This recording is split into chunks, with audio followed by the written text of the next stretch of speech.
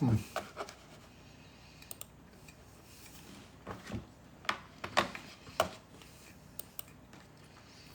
evening. Let's see. Hey, how's it going? Just doing a casualty search.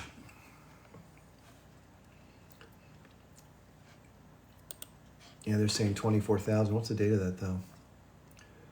Yeah, that's a few days ago. Wow. Hello, Unalive. How are you? Thanks for being here. Hello.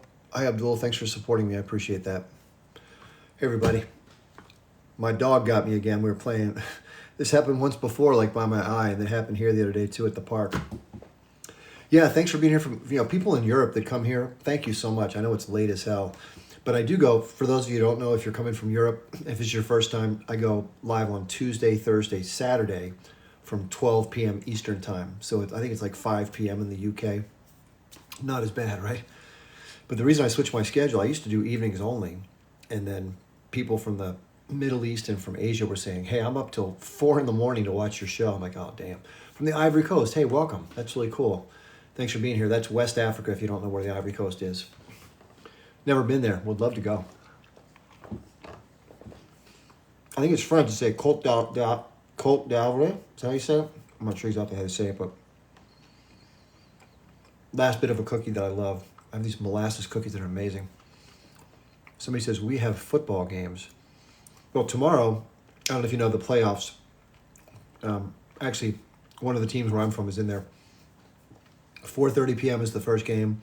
And then I think 8 p.m. is the second game. Yeah, Côte d'Ivoire. I don't know if I'm saying that right. But yeah, Côte d'Ivoire. Côte d'Ivoire. I think that's what you mean. I don't know if I'm putting the right accent or whatever. I don't speak any French. What the hell do I know? I speak a little Spanish and a little German, and I get the two mixed up. So if I go to Germany, someone thinks I'm half German, half Spanish, and vice versa. It's a mess. Thank God I got English a little bit. I got that one. But, what I actually learned a lot was Latin. I took Latin class in high school, like for 3 years. So Latin is weird, man. Anyway, I don't even know how they spoke that stuff. It's such a strange language, if they did. But yeah, it's on the west coast of Africa, sort of the southern coast of Africa. Thank God you left it. Yeah, Ram, I did a video about this today. This is so funny. But I was in my sunglasses outdoors. I did it yesterday, actually, I think. But same point. I was on a live about 45 minutes ago, I guess. And I like to go on lives. I like to listen to other people, see what they have to say. And so I always try to go on to the ones that are sort of have the feel like there may be some pro-Israel members on the panel or maybe run by a pro-Israel person. And I was just on one. And so we're trying to have a back and forth, and there was some outrageously false points made by the person who was same old Israeli narrative, the same crap. And so I tried to get a word in. It's like, just interrupt. No. It's almost like, what's the point, right? I mean, if you can't have a back and forth in any way, shape, or form, how can you possibly, I don't know. It's a certain way of being, I guess. But I guess there's no way to tell how many people in Israel are like this because it's a limited count, right, from TikTok. But it's enough of a behavior pattern that I've noticed. It's sort of this negative, arrogant, dismissive, know-it-all, condescending. I mean, just keep on going down that line. That's the flavor that I get from trying. I'm sure there's some people out there that are probably much better, but it's happened so frequently. It's like it's just noticeable. It's painful, right? You want to listen. It's fun to listen to a good dialogue. A little bit of back and forth is okay. Sometimes people jump in and jump. That's fine. But when somebody doesn't let you at all, they ask you a question, and then you give a 2-second start of an answer, and they just jump, that kind of stuff. So if you know anything about it, if you're here for the first time, when I have guests, I do it totally differently. Keep it very orderly. Then people can hear each other. And every once in a while, I'll bring in a couple people and just kind of let it go a little bit. I haven't done that much lately, but I want to do that. There is something tonight I want to talk about, and it's going to be a little bit off the beaten path, and it may even be a pain in the ass. I hope it isn't. But what I'm trying to do, a lot of people just go and do something, right? And then you realize, like, let's say they change the accessibility of here from something to that, and you come on, and you're like, what the hell? Like, what's this all about? So rather than do something like that, what I'm hoping to do is get feedback.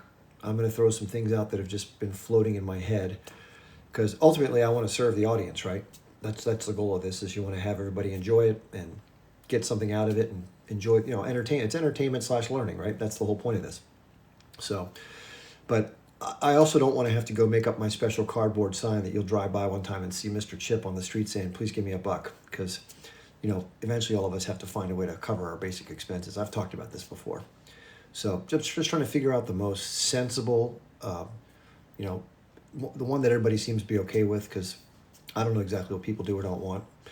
I have been on people's lives before where they require you to subscribe to be able to comment.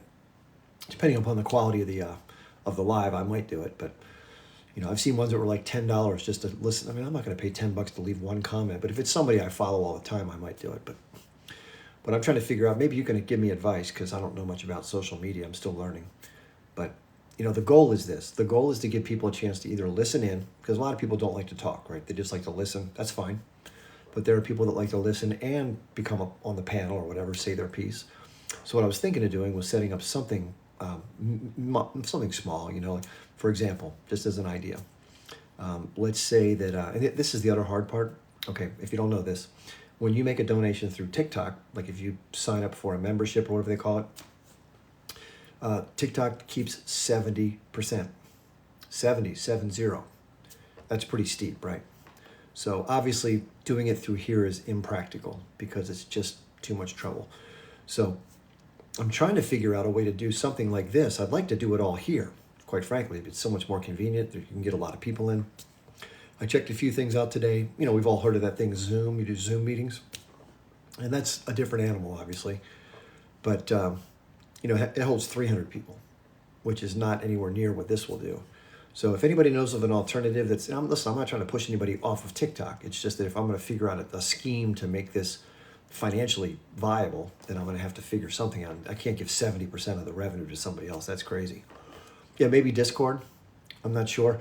The thing I like about TikTok is that you have this little panel, and it's kind of very interactive, and it's very easy to manage. And I don't know much about how to run something, if something similar to that exists on Discord, or if it's like a one-way thing. I know with like Telegram, you can have an audio chat, like almost like a group conference call.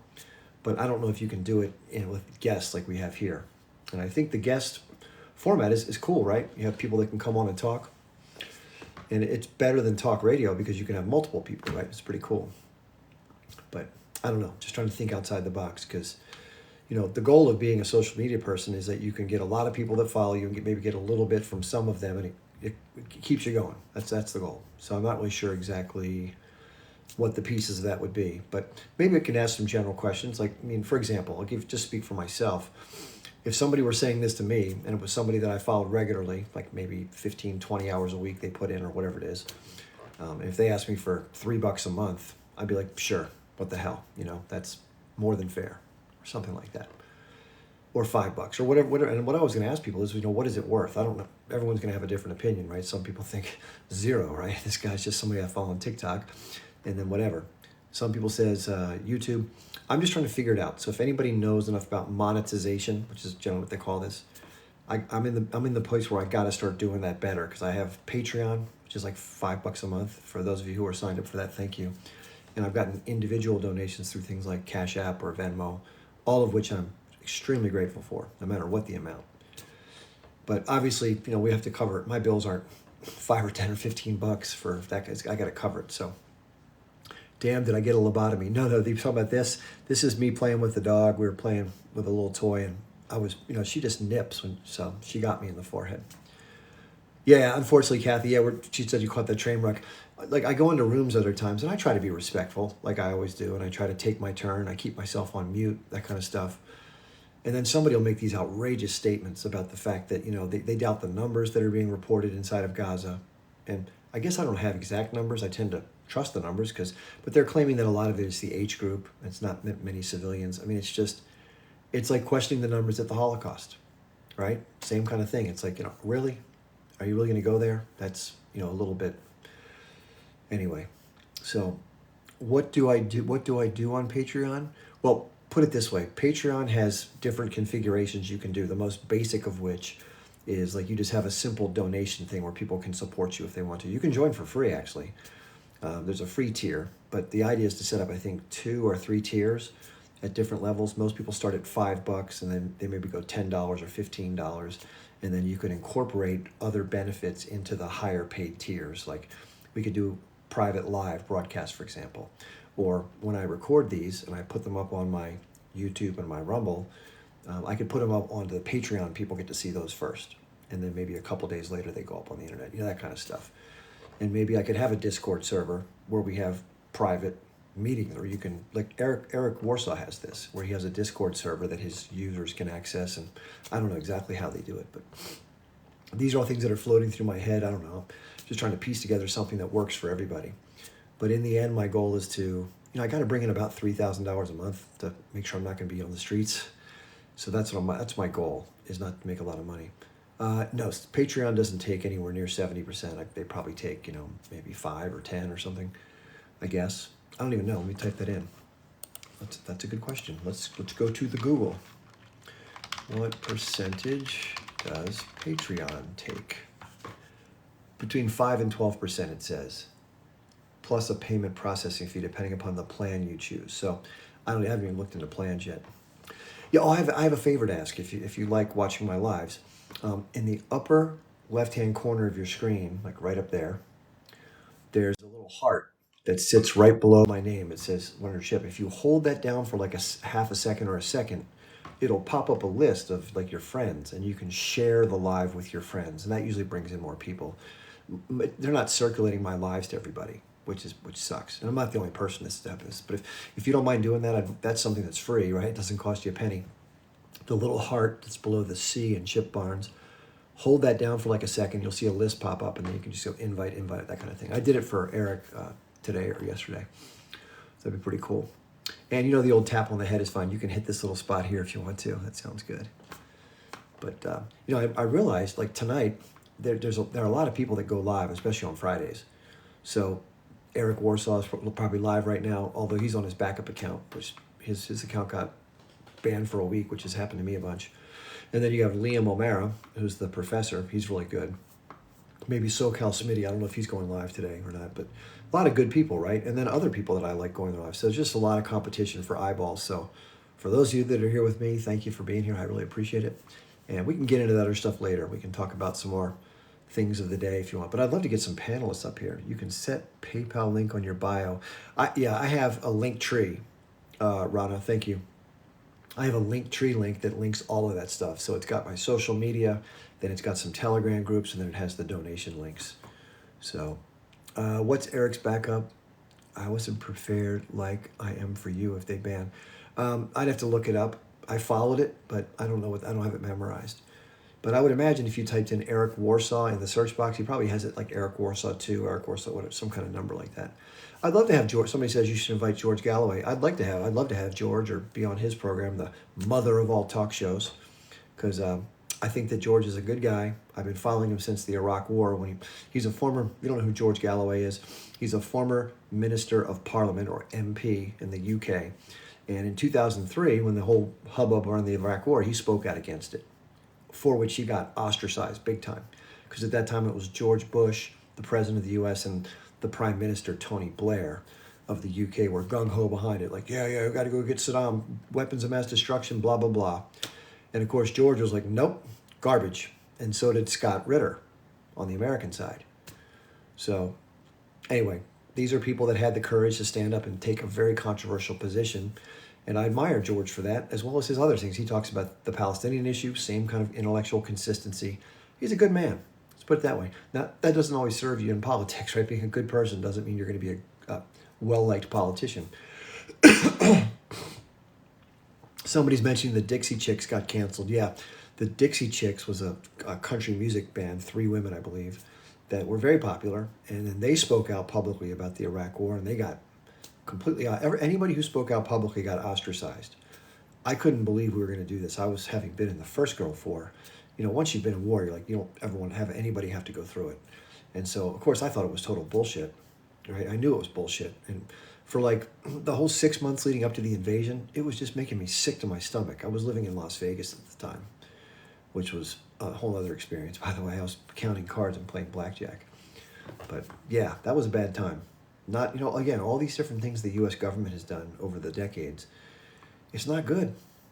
Let's face it. I mean, unfortunately, you hate to look at if you watch it long enough, you always think of people like the Soviet Union was this evil group, or North Korea is or Iran, the axis of evil. They're not evil. We're evil. Our government is the ones who are evil. It's like the same thing Israel does. They play the victim. Oh, everyone wants to get us. Meanwhile, they're just getting people left and right, And so it's not that the people in the country are bad. Most people in the country don't even know 95% of the stuff that the country does in its name. Some people are like patriots no matter what. Like, if you don't like America, you can leave, Hey, dumbass, I'm not saying that I hate the people of America or even the culture. I'm saying that what our government does is horrible, and no one would want to have that done to them, would you? Nope. So I'm not hating on you or your family or your culture or your religion, none of that shit. Our government is bad, does bad things. So, how do you do counting cards? Counting cards, if for those who don't know what that is, it's talking about blackjack. There's a card game called Blackjack or 21. I'm sure you've played it before. If you haven't, the idea is you're facing a dealer, and you get given 2 cards, and they can't see your cards. And the dealer has 1 card facing down and 1 card facing up after they've dealt the cards out. And then from that point, you have a decision, and the goal is to get as close to 21 without going over to make a good hand. So obviously, if you get an ace and a 10, that's called blackjack. That means you have a 21. You're naturally there, called a natural. And that pays 3-2. So if you bet $2, you get $3 back for that. Otherwise, you just win your bet, whatever you bet. So that's the bottom line. And then there's, different things you're supposed to do. So if the dealer is showing a 6 and there's a hidden card underneath, there's a good chance that they have a 16 if it's a face card. And then if they take another card, they'll bust. They'll go over 21. So if you go over 21, you automatically lose, whichever person does it first. So sometimes it makes sense as you, the person on the other side, even if you don't have a great hand, if the other person has a potentially horrible hand, then you can just sit still and let them bust. And the way you make money playing blackjack is you know all the right decisions to make. There's a whole strategy table for every time the dealer shows a 2 and you have a jack 7, this is what you're supposed to do. Or if they're showing an 8 and you have a 2 and a 4, this is what you're supposed to do. That it's a whole strategy, and you memorize that. And then there's this thing called the count. Now, it's an odds-based game, so when it's neutral, in other words, there's no balance of small cards or large cards in the deck. It's just the starting point. The casino has about a 0.5% edge on the player, depending upon the rules. So, for example, I wasn't gambling. Gambling is people like playing roulette and playing craps and slots, and that's gambling. Counting cards is not gambling. Counting cards is statistically you have about a 1.25% to 1.5% edge on the casino, triple their edge over them. So depending upon the rules, if you can split aces, if you can, surrender, which means you can give up a 15 or 16, a 5 or 6 hand to then you save, so you lose less when you lose. Anyway, it's all probability. So if you study statistics and probability, there's a distribution curve of outcomes. The larger the numbers, the more consistent it hits the odds. So if you play 10,000 hands of blackjack against the casino and you bet a total of $1 million, you're going to lose 0.5% of that $1 million of bets. That's how they make their money. And they know the odds for every single game in the casino, and they know what they take home every night based on the action, how much gets bet. And they have these things called pit bosses that keep an eye on everything. They're the people that are supposed to catch people like me, and they're good at it, by the way. So anyway, so what happens is that the deck of cards has little cards like 2, 3, 4, 5, 6, middle cards like 7, 8, 9, and then you have your big cards, your heavy cards, 10, and your face cards, Jack, Queen, King, Jack, Queen, King, Ace. Now aces are counted as 1 or 11 depending upon how you play the hand, it's soft or hard. This is getting kind of confusing, but the bottom line is face cards is what rules the deck. So we talked about earlier, if the dealer has a 6 up, and if the count is if the remaining cards in the deck or the multiple decks is higher in face cards, there's a greater probability that when that undercard comes up, it's going to be a face card, and when they take a hit, it's going to be a face card. So you as the player can take advantage of those circumstances where there's a greater likelihood of something happening and you can bet more money. And when things aren't that way, when there's a higher number of small cards, it favors the dealer, and therefore you bet less or you leave the table. So that's blackjack in the middle. So it's hard to do as one player, though. I can count the cards on 3 tables at once. Not hard to do once you get good at it. The problem is they catch on really quickly, especially people that look like me. Because if you pull up a dictionary and write a card, I'm like the typical card counter. I don't drink. I'm mathematically capable. Kind of sharp, clean cut. Just it's in the handbook basically. So, and plus what they do is they track players. I used a fake name and a fake player card and all this stuff, and I still got kicked out of like 26 places.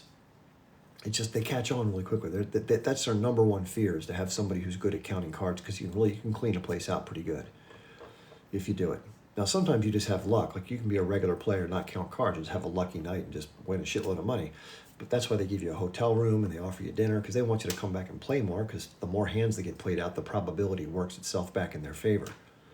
But when you're a card counter, the probability always stays on your side. So the more hands you play, the more you win, because the probability stays on you. You have that 1% edge or more. And so it's all about, the way it works is about every 50,000 hands you play, you can double whatever your bankroll is, meaning how much money you have in your playing pot, or whatever you call it. So if you're playing with $50,000 and you play 50,000 hands of blackjack under rules and conditions, and you play perfectly, which no one does, you can double your money. So that's what I did. I went to Vegas and I played, as you can get as many hands in as you can, and eventually you got to get out, because otherwise they track you. That was the hardest part, was not getting caught. And they don't arrest you or break your legs like that, but they will tell you can't play again. And then if you play again, they'll give you a trespass warning, and if you come back again, they'll arrest you. That's how it works. It's not like in the movies where they take you in the back room and they smash. Now it's all corporate now. But anyway, so I could teach somebody how to play blackjack. I can teach you how to trade. I can teach you how to do, play guitar. There's a lot of little hobbies I have that are fun to do. I play a little bit of golf too. And but otherwise, I'm a pretty simple person. I can't teach you how to be good in a relationship. I'll tell you that for sure. I don't have that one down at all. Trade whatever. I was watching the markets today. I made a little bit, not much. But, S&P 500 futures, NASDAQ futures, Russell 2000 futures, Dow futures, there's oil, gold, different contracts of futures contracts for different commodities and stuff. So you have crude oil, gold, silver, copper, you got the 30-year, 20 to 30-year bond futures. There's all sorts of instruments, natural gas, gasoline, it's called RBOB. So there's all sorts of different contracts you can buy or sell. Then you have stocks, you have, the Magnificent Seven, they call it, like Amazon, Apple, Google, the big ones, Tesla, NVIDIA, all those companies like that. Then you have your other stocks, and then you have the whole universe of smaller ones. And there's no right or wrong way to do it. There's a lot of different ways to trade. You can buy options, you can sell options, you can buy contracts, you can short contracts. There's all sorts of things. It's a lot of learning. And I'm still learning, right? I mean, I've been following it for a long time, but I'm just not that good at it. And the thing you have to get over is your fear and your greed. Those are the 2 factors that hit you the hardest in trading. And it's almost like you have to learn your weaknesses, and then you have to just be situationally aware of your feelings, and then just know what to do despite your feelings. That's the big thing. I don't trade cryptocurrencies. One of the reasons is, first of all, you have to get an account with a crypto platform, and they're notoriously bad. Like what happened with Sam Bankman-Fried and FX, whatever that was. That shit happens, right? The whole thing just goes down, and you have no recourse. There's no protection for your account. Plus, with crypto, you have to keep things on a blockchain, and you have to have a key, and you have to keep your key off their server. It's a whole different world to get into crypto. And on top of that, the Bitcoin futures contract requires you to have like $160,000 of margin to trade one contract. It's insane. So it's just not for the timid. Like I'm by no means an expert trader, trust me. I think I'd be a good teacher, because I understand what to do, when, where, and how. But executing it, I'm not as good. I'm going to start really digging down and practicing, because I got to make some money, right? I'm kind of up against the wall. I kind of have to get better. Yeah, Binance also ruined. Listen, there's a bunch of scam people in all these different markets. Trust me, some of the worst human beings in the world are in the financial markets. They're terrible people. They're scammers. Vivek Ramaswamy. I don't know if you know this story or not. This guy, the presidential candidate, I think he just dropped out. Vivek Ramaswamy. He was running Republican nomination, and now he's going to get some sort of deal on Trump, whatever. He got rich doing something highly manipulative allegedly on the markets. if you don't know much about Vivek Ramaswamy, so he comes from a medical biotech background, right? Pharmaceutical type thing. And so he had a company called Ativan or something like that. And so what he did, or maybe that was one of the drugs, I don't remember. Well, anyway, what it was, see you. So basically what Vivek did was, and this is called a pump and dump scheme.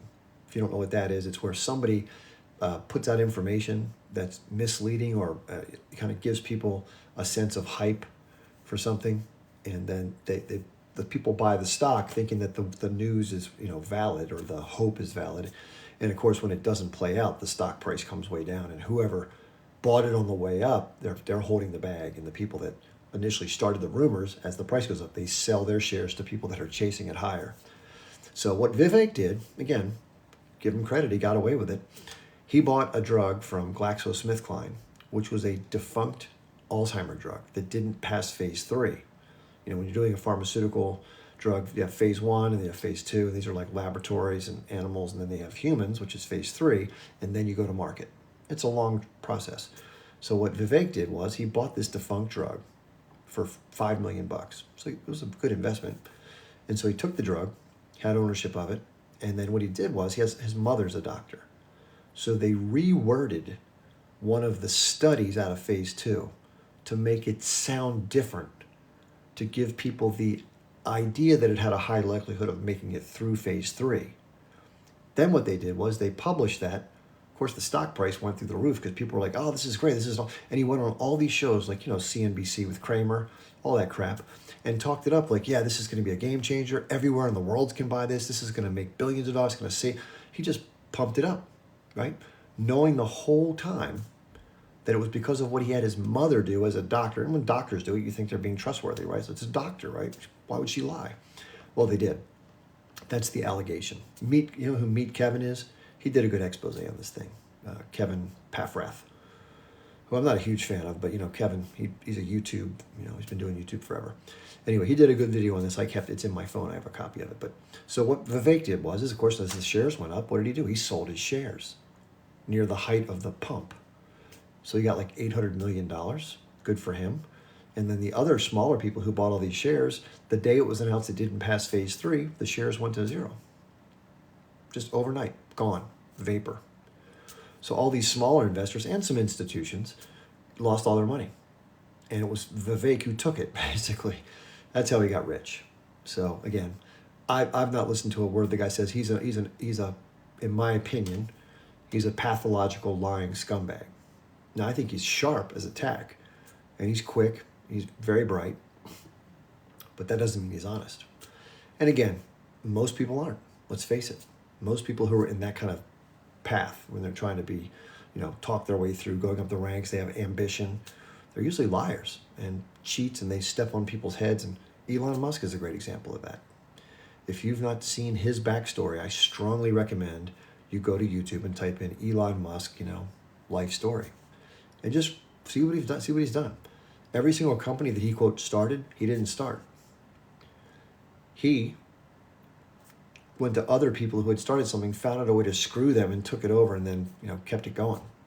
Every single time he's done something, whether it's Tesla, SpaceX, PayPal, or whatever he's been involved in. Just go back and look at his history. There's people who've done tons of YouTube videos on it. And, the guy gets away with this persona that he's some genius and whatever. And I guess he does work hard, and he probably has involvement in all these companies and stuff, so I don't know exactly what he's done, but he's basically stepped over people's heads hard to get to where he is.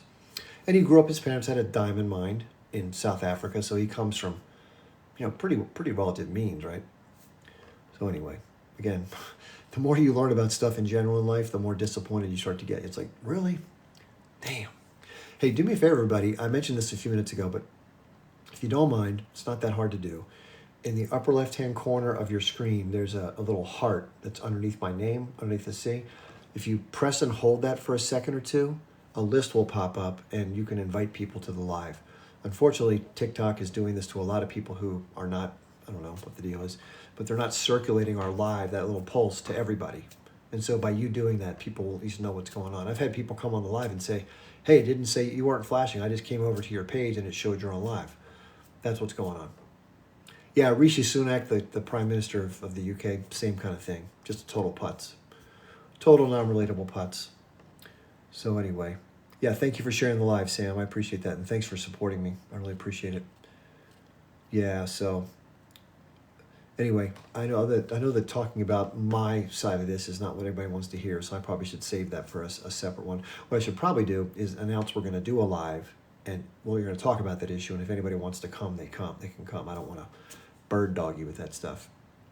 But I don't know if anybody saw me today. I did a little live today. I was out walking Ruby, who's the 4-year-old coonhound that I spend my time with, and we were out in the woods. It was really snowy. It was deep snow. It was beautiful, So I did a little quick live, and she chases deer, and so this park has deer all throughout it, and she just goes bonkers. It's unbelievable. She freaks out. So thank God I have her on the leash because she's strong, and if she ever got loose, forget it.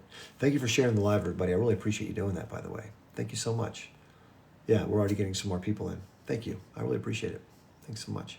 So if anybody has any questions, or if anybody wants to come up and speak, especially if you're somebody who disagrees with the point of view that I take, because I'm very much pro-Palestinian insofar as they're the party that I believe is marginalized and exploited in this long-standing history of this. But if you're somebody that sees it from a different vantage point, that's fine. And hey, Sheila, thank you so much.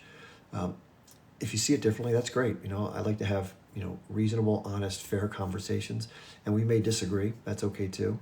But, the only time I usually either pause somebody is if they've said something like, we can't say here, like, the words we can't say.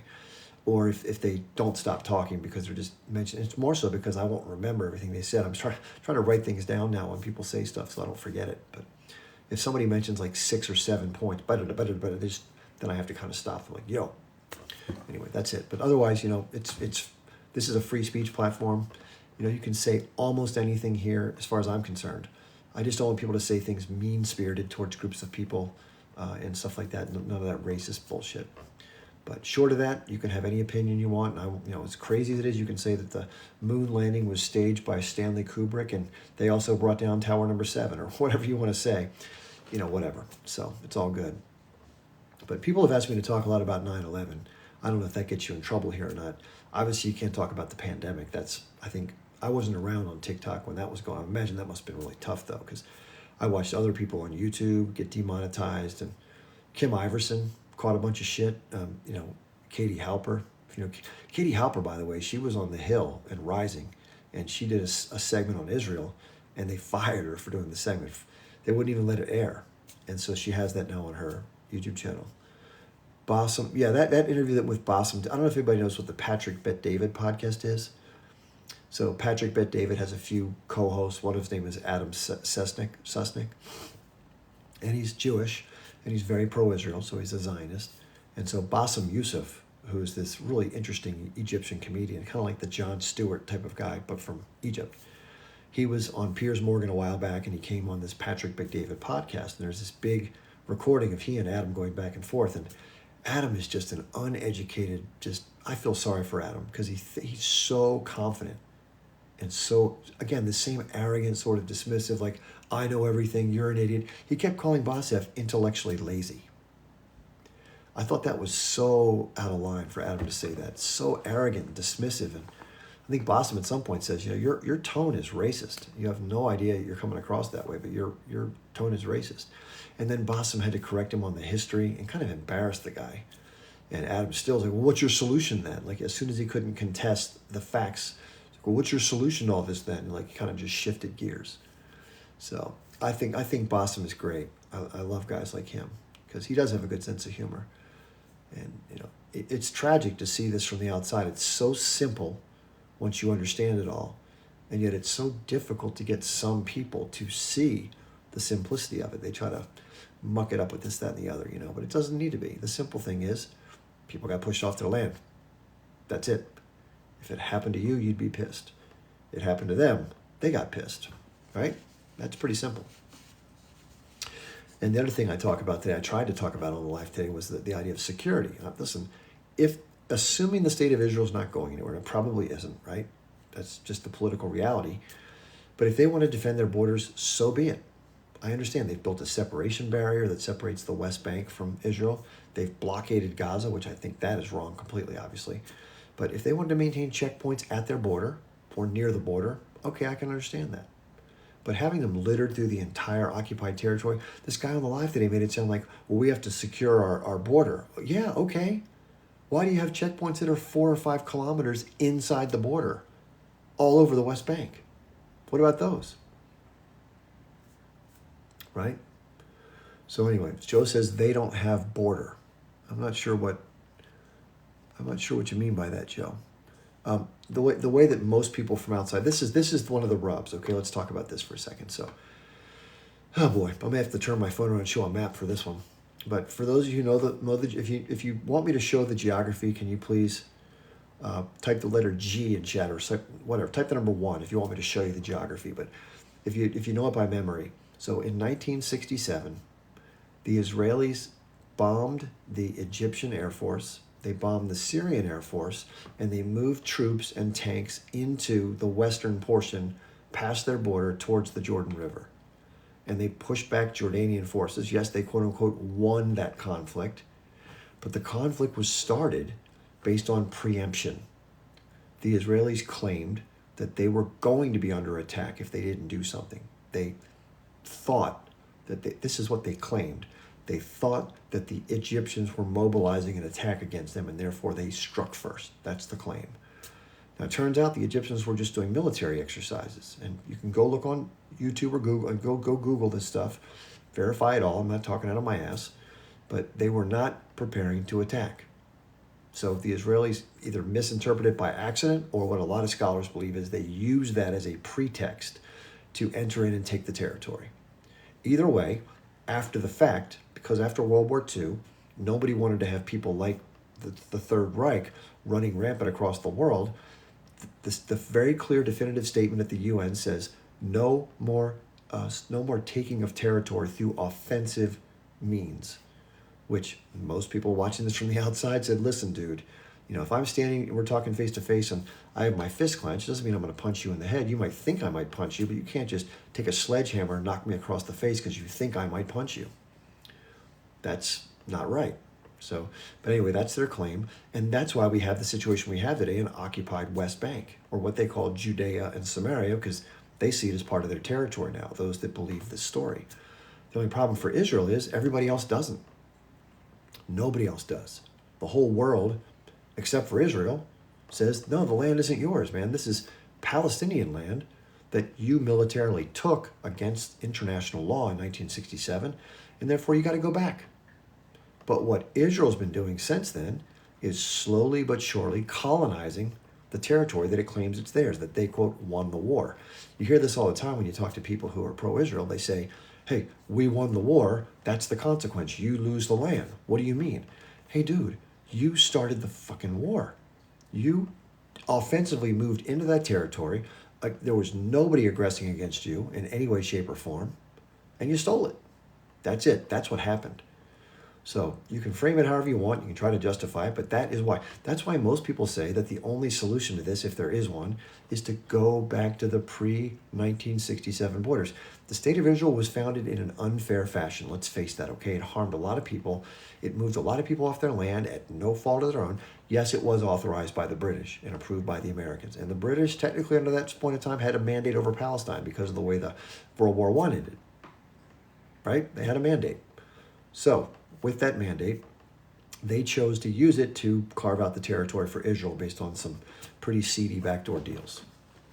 Different money involved, stuff like that. So, but that alone was horrible for people who were of, Arab descent or Palestinians who lived among other people who were Jewish, although the population shift happened dramatically from 1914 until, 1944. The amount of Jewish people that were in that land got very much a lot larger than it was when it started, right? But there was relative peace and harmony for a while until that population imbalance got out of control, and all sorts of other shit was going on where people who were vying for the Zionist movement were doing all sorts of crazy shit to try to implement this and try to push people out as they could, right? It wasn't pretty, but there was a period of time when things weren't that chaotic, right? And people who were Palestinian basically welcomed people in, like, hey, you've been marginalized, come on in, let's live in peace, right? But that stopped because of what the Zionist movement did. Not because there's rabid Palestinians that don't like Jewish people. That's a myth. So, nobody's perfect, but these historical, injustices have occurred. So 1967 was just was insult to injury, basically. You've already scattered people to the area. Many had to go to Gaza. Many went to the West Bank. Some went to Jordan, Lebanon, Syria, wherever, Egypt. But most people stayed in between the Jordan River and the borders of Israel, and they resettled, right? They had to do what they had to do. Then what happened? Well, in 1967, they brought their military in and made their lives miserable.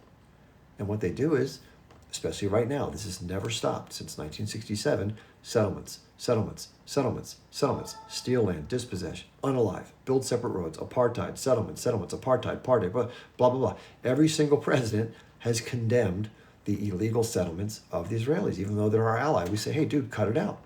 This is not smart. You're doing crazy shit. Stop doing crazy shit. It was like, yeah, I got you, man. They keep doing more.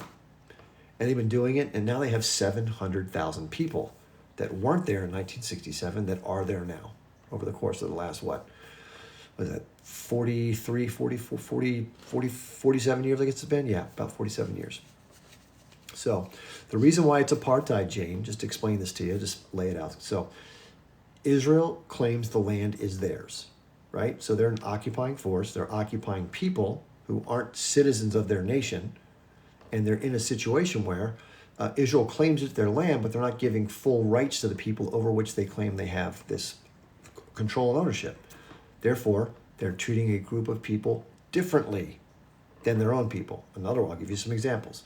There are roads that go in and out of Israel to the settlements that Palestinians can't drive on.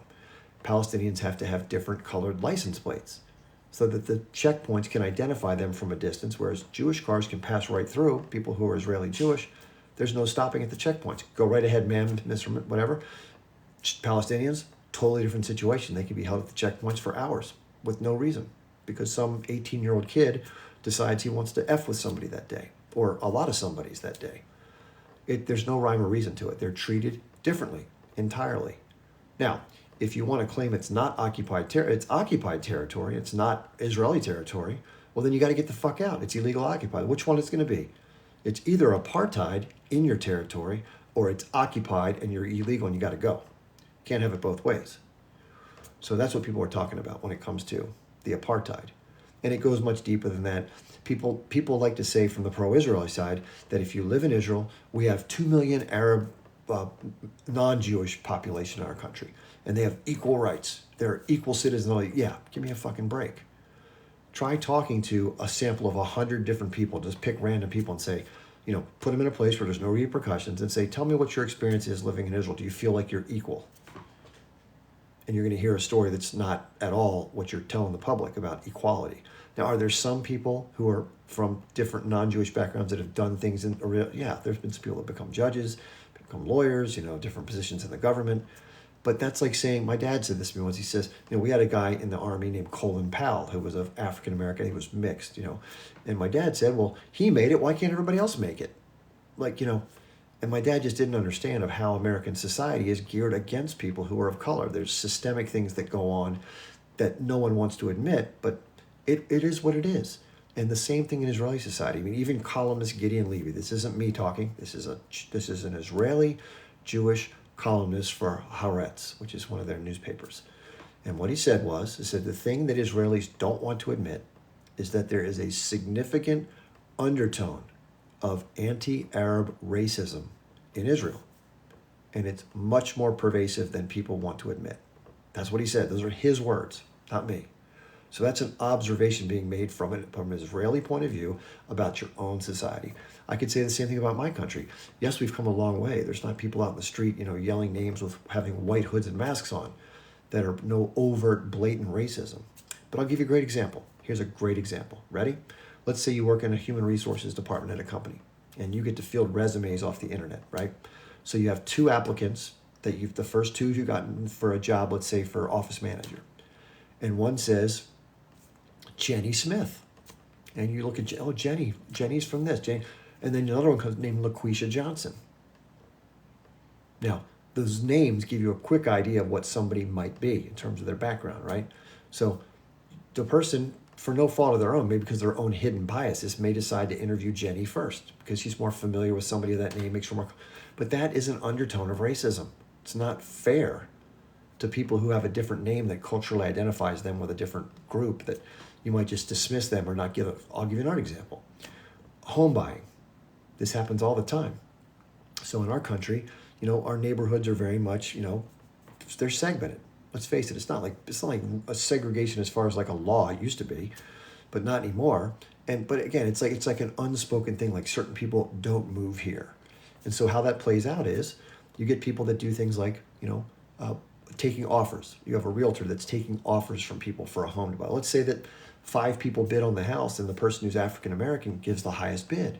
It may get thrown out because they just don't want them in our neighborhood, that kind of bullshit, right? So this kind of stuff happens.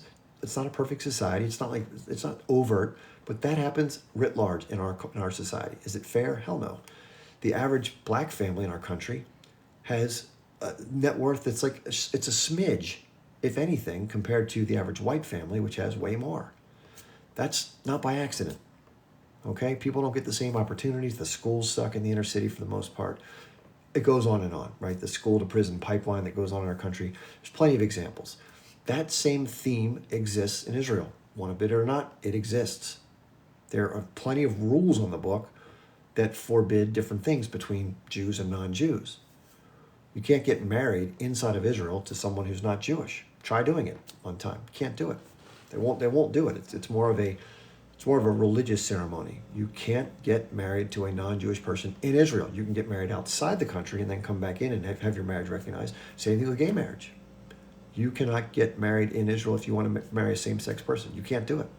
They're the most liberal country in the Middle East, right? All that, nope, can't do it.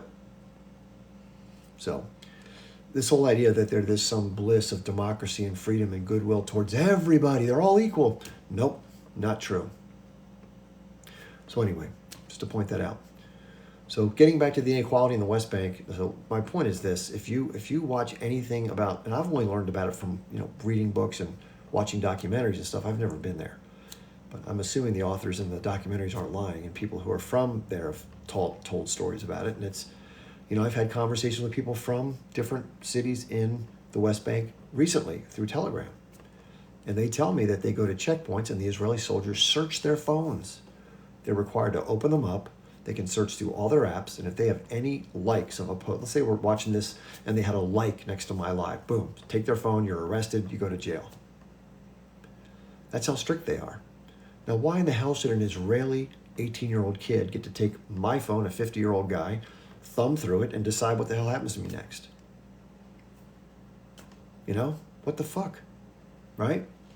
That's occupation. That's exploitation. That's subjugation. That's control. That's the big boot on the neck that I always like to talk about, right? So if you're pro-Israel, I'll ask you one thing. Would you want to be subjected to that? Yes or no? And then they'll say, well, it's for security. We can't trust the Arabs. Bullshit. At the border, fine. If you want to have something at the border, fine. That makes sense. You don't want to have people in the country. They do it here too. You're supposed to screen people. That makes sense. That's fair. But not deep into their territory. Not controlling every aspect of their lives. Not pouring cement into their wells. Not burning or cutting down olive tree groves. Not stealing houses. Not shooting at kids and unaliving adults and killing livestock. And rolling barrels of raw sewage down the hill from higher ground to lower ground where other people, it goes on and on and on and on. It's disgusting. It never stops. And it's only gotten worse since this conflict kicked off. If you don't know, rabid settlers, these crazy ideologues that believe in this greater Israel vision, they believe that it's their land to take, and these pesky people are in their way. So so they've been running in rampant with new settlers on top of the normal pace, which is bad enough, and just with the police or the soldiers right behind them. They can't do anything about it. Nothing. They're not armed, no way to defend themselves, nobody speaks out for them, and if they resist, they go to jail for daring to resist somebody stealing their home and trying to unalive their family. Somebody make that one make sense, right? And, this is what gets really bad, let's say that the cousin of a cousin did something like threw a rock at an armored vehicle, or maybe tried to stab somebody, or whatever they may have done. They'll go to the cousin, the family, they'll grab everybody and just take them to jail. They didn't do anything. So you know this guy, you're going to get punished too. Just like we're seeing now, collective punishment inside of Gaza. No water, food, fuel, food, electricity, or medical supplies, right? You're all cut off. Well, let's just grab people who happen to be in the wrong place at the wrong time and you're going to jail. And then they hold them in what's called administrative detention.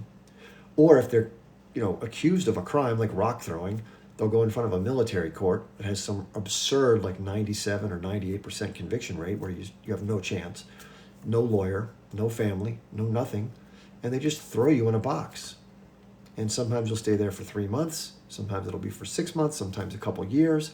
And with the administrative detainees, they can just keep renewing it indefinitely with no reason, just like Guantanamo Bay. That's Israel. That's what they do. That's what they do to Palestinians. You know why? Because they can. That's why I object to it. I don't hate Israel. I don't hate Jewish people. It could be anybody doing it. It could be the Ethiopians. It could be the Norwegians. It doesn't matter. It's what's being done to another people that I care about, right? So for those who say that Israel is moral and they're always avoiding civilian, bullshit. Bullshit. You're drinking Kool-Aid, man. You're not dealing with reality. And your version of reality has nothing to do with what I call objective reality, which is what actually happens. So you may say that everyone's a T word and therefore they deserve to be locked up or whatever. I call those people hostages. If you're in a jail cell for something you didn't do or had nothing to do with or just got scooped up, that's not a prisoner. That's a hostage. Somebody says give one example. Does that say give one example of taking land or that is one example of taking land? I'm not sure what you mean, Ben Gay Vincent. Where can you hear more of this? Well, I talk about different resources, but if you're someone who just wants to watch something simple, about a 45, 50-minute overview, and it doesn't even include all the things I'm telling you, but it's enough of a synopsis that it's worth it. It's called Life in Occupied Palestine. It's free to watch on YouTube. I mention it periodically in my videos because I think it's a great resource. I think Anna Balzer, who created it, is a nice person who, by the way, used to not believe a word of what she now shares with the public. She thought that what people were telling her was propaganda, that they were brainwashed. And it turned out she was the one who had been given the misinformation because when she went to live there for 6 months, she was just shocked. She could not believe what she saw. She was like, how can these people deal with this? This is horrible. And so she came back and just talked about it, right? I mean, you can judge her, her character, her integrity as you will. And I think you'll see she's done TED Talks. She's been an activist now for decades. There's a son of a general, an IDF general, one of his sons named Miko Peled, like the word Mike, but with an O on the end, Miko Peled, P-E-L-E-D. And he's an activist. So a lot of people who were raised in a Zionist household, who were always told one set of things, that always had it framed from this, God has given us this, everyone wants to attack us, they're the bad people, we're the good people. When they found out what was really going on, they're like, I can't support this. I cannot support this.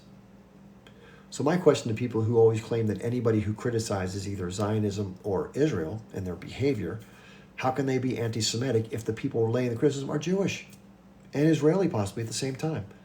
How can a Jewish Israeli citizen who has learned about what the actual behavior is of their country and their military, if they criticize that, how can they be anti-Semitic? They don't hate Jewish people. They are a Jewish person, for God's sakes. They're against oppression and murder and indignity and mistreating somebody else for no reason except for the fact that you can. Right? That's bad. And as people have said from the age group, I heard an age group leader say this. He said, I don't care if it's my cousin, who I love dearly, was doing. If my cousin stole my house, I'd have it in for my cousin. Right? So it just so happens to be that the people who are doing this to them happen to be Jewish, and they happen to believe in the broader term of Zionism, which they feel justifies whatever they end up doing. And the question is, do you want it to happen to you? Or would you be okay with it happening to you? That's the question I always comes back to. And the answer is, hell no. So if you wouldn't want it to happen to you, why are you okay with it happening to somebody else? How can you square that circle? And you can't. Which brings me back to my point from earlier, which is when you go on a live with Zionists who either don't know what they're talking about or who do know what's going on, but they just can't, they have to block it out, cognitive dissonance, they step on you because they can't allow you to go into that territory because it's indefensible stuff. So the only way around it is to name call, cut off, talk over, try to marginalize, switch the subject, whataboutism, you name it, it comes out. So therefore, that's why I don't like to engage these folks, because I'm happy to have a fair debate, but it's just never a reasonable exchange of ideas. Ever. Ever. Unfortunately. And you hear, like, they tell you out loud what they want to do. Netanyahu has said, we're going to have a permanent presence here. We're going to be here indefinitely inside of Gaza. And we believe that it's important for us to have a full presence up to the river. So it's from the sea to the river from their point of view. They can say it. It's like, well, they're just protecting themselves from. But if the Palestinians say it, oh, that means they want to unalive everybody along the way. That's horrible, right? How can you have that the same way? When Netanyahu says something like that, he's just protecting his country. It's just, everything is on a different standard. It's all based on one person's desire to have it work out. The other thing I said today on live, people probably heard this. This was kind of cool. So I'll say, I condemn the H group.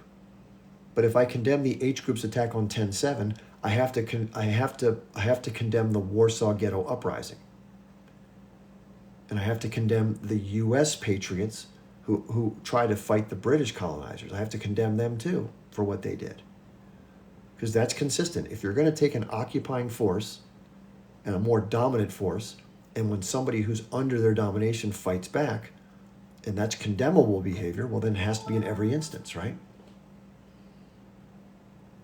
Somebody says, care to explain. Oh, that's an Omar. What did Omar say? I always miss the first comment. Omar says, so blatantly.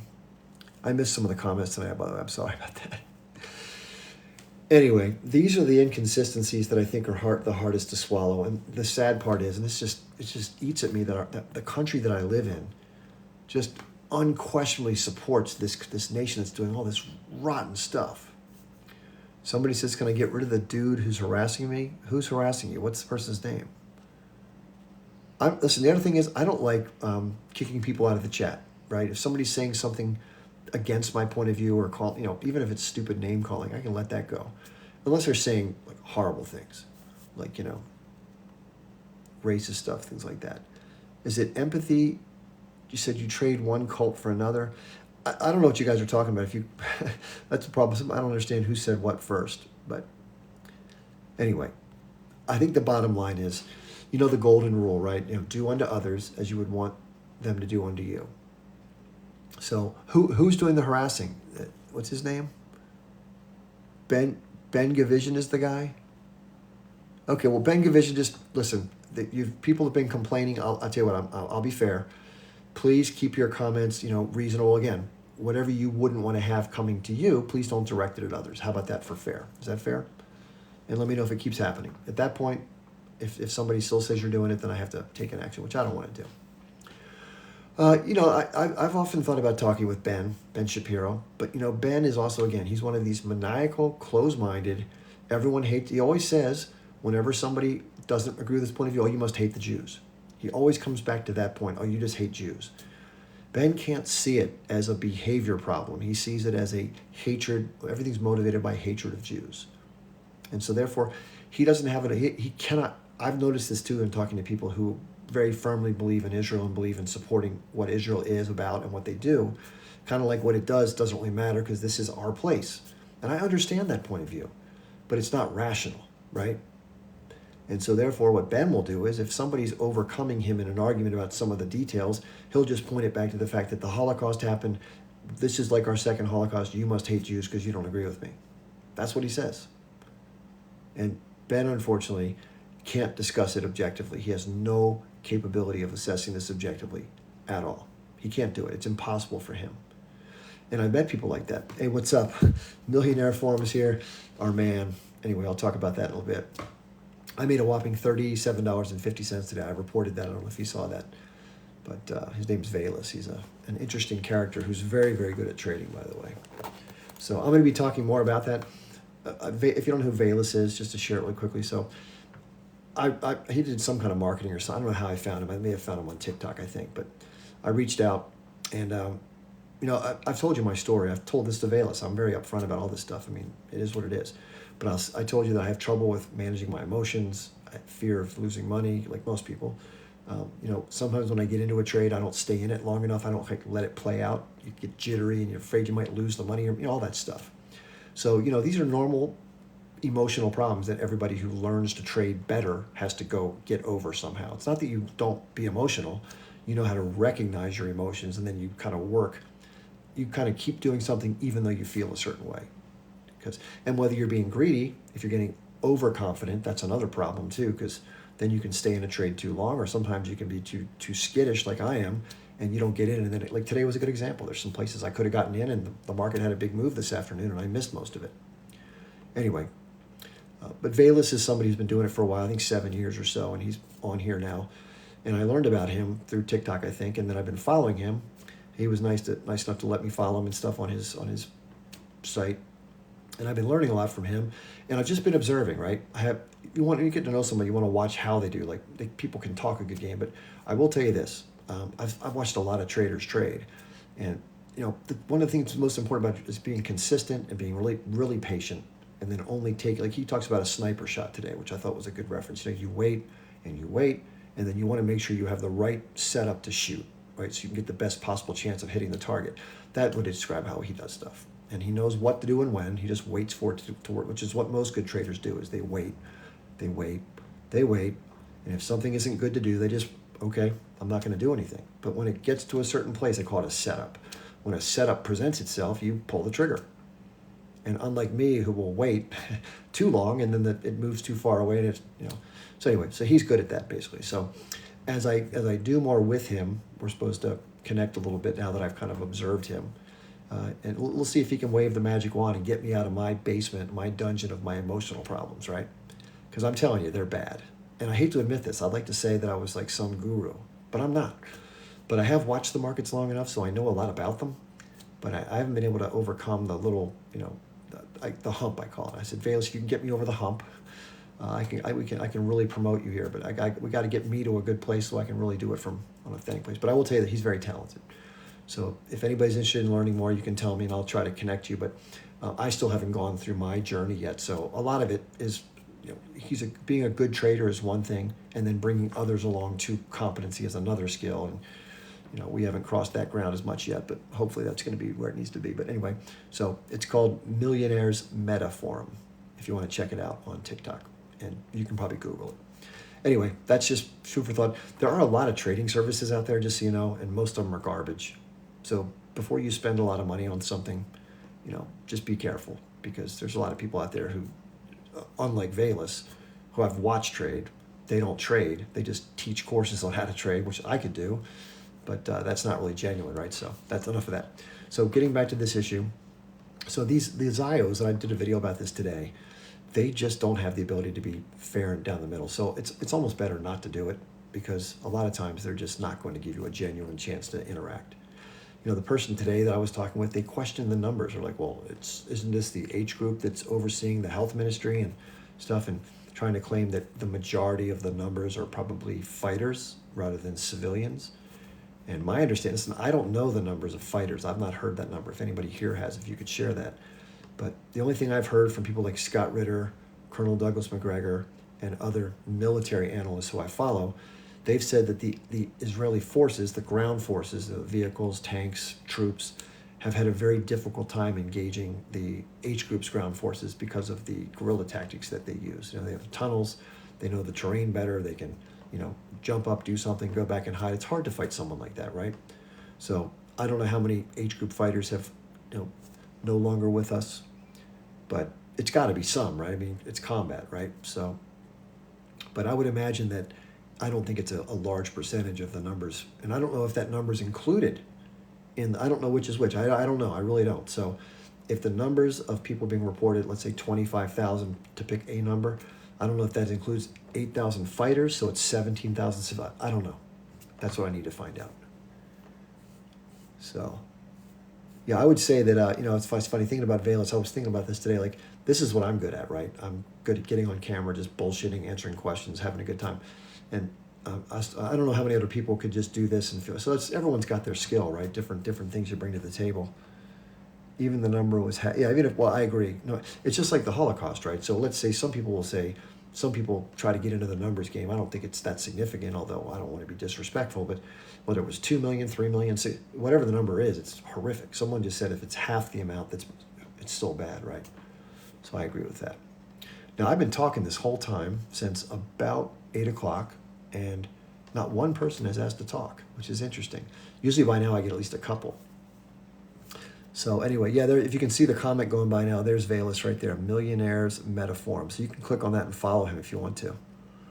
And listen, like anything else in life, I recommend you watch somebody, do your own research. Obviously, don't take my word for it because, I'm just one person, and I've only been watching Valus, let's say, for about 2 or 3 weeks, and for me, it's amazing what he's been able to do. But trading is this way too. Just to be fair, trading again, it's like blackjack. It's a lot of different instances of doing things, and every trader is different. Some people have a win rate of, like, let's say they take 10 trades. Some people win 6, they lose 4, but they make more money on the ones when they're winners, and they lose less on their losers, and that's how they have profit. Someone like Valus may win 8 or 9 times out of 10, depending upon how the trade goes. And I don't know his numbers long term because I've never asked him to see that, but I can just tell you so far. I mean, I've never seen him. I saw him take one micro loss, like a teeny little sliver, and then just some amazing trades that worked out really well. So for what it's worth, that's my observation. I'm not perfect in assessing that, but that's what I've seen so far. So I think he's talented. Now, I will say this: if you're offended by swear words, maybe turn the volume down. He has a style of communicating that's different from mine, and it's unique to him, right? But he's got his own personality. He's very confident, which I can respect, because when you're good at something, you should be. But he's like Larry. I don't know if you know Larry Bird, the basketball player. You wouldn't know this, but he used to talk so much trash to the opponents. They thought he was like the best trash. He was a white guy, right, playing the NBA. And all he did was talk trash to people. He's like, I'm going to make this shot in your face. I'm going to go to the corner. I'm going to do a reverse. And he would just go do it after he told him exactly what he was going to go do, and he did it. And that just really pissed everybody off. So there were some people on the live today. I was listening to Valus Trade Live, and, you get comments from people, I guess, from different places. And some of the comments were just like, you get, just like you get trolls here, you get trolls a lot in those places there. And then this is always the greatest question in trading. People say, what do you think is going to happen next on Netflix? You're like, how am I supposed to know that? How does anybody know that? So the way trading works is it's always an if-then scenario. So it's like, well, if this does this, then I think I should do this. But if it doesn't, it's always if-then, because you never know what's going to happen. You just know how you might be able to make money if this happens this way. That's trading. And so to ask somebody to predict the future, that's why when people ask me, like, say, well, what's going to happen in Gaza? Like, what is it going to be, a regional war? I'm like, I don't know. It's like whoever makes the next move. It's an if-then calculus, right? So that's what it's. Oh, good. We have a guest. We have a guest coming up. Okay, we have at For Sure 7. I'm just so excited to have somebody come up to. Thanks for coming up. If you come through, there you are. Hi. Hi. Oh my God. I have seen your lives. Like I wait for Monday, Wednesday, and Friday. So my name is Tara. Hi, Tara. And hi. So yes, thank you so much for doing these lives where um, anybody can come on and say anything pretty much. I have a couple of questions. I've seen so many of these Israeli people come online and say a lot of things, but none of them get answered. Like there's a lot of back and forth, back and forth. So, for example, I would like to ask a pro-Israeli or a Zionist that what did they think about when, in 1948, when the state of Israel was created? Where did they think they arrived? Like, who was there, and was it fair to the people who were living there to be displaced? Like, I don't want to just say it and move on to something else. I want them to answer that. Well, one of the answers that I hear given is that the people who were there left, and this is what they say. They say, "Hey, when we established the state, the Arabs attacked us." That's what they say. That's how they phrase it.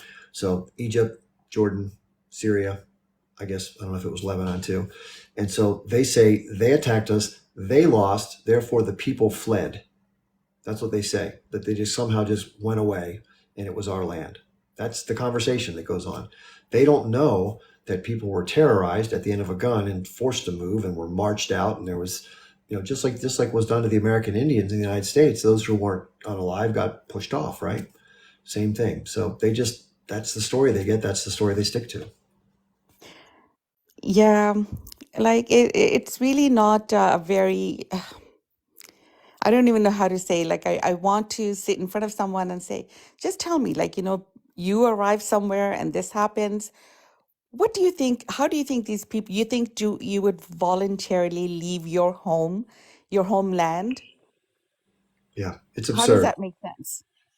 It's absurd. Listen, the story is the story they tell their people is it's a land without a people for a people without a land. That's the story that's given to the public. And if you grow up in Israel, the story you get given is that this is your land, God gave it to you, and that therefore Israel is a gift from God, and it's the land. And by the way, all the buses in Israel, I saw this from a video. They have the state of Israel carved out as the entire territory of historic Palestine, which is from Lebanon all the way over to the Jordan River and down to the Sinai.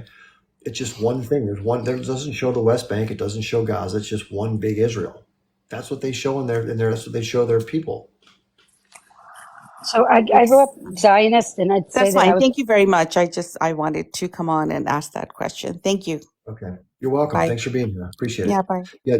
For those of you who are new, I don't know if you're new here, Empathy, we go in order typically. So the person they're starting at the bottom going up. So the Kurdish doctor is going to be next. I'll be glad to let you go after him.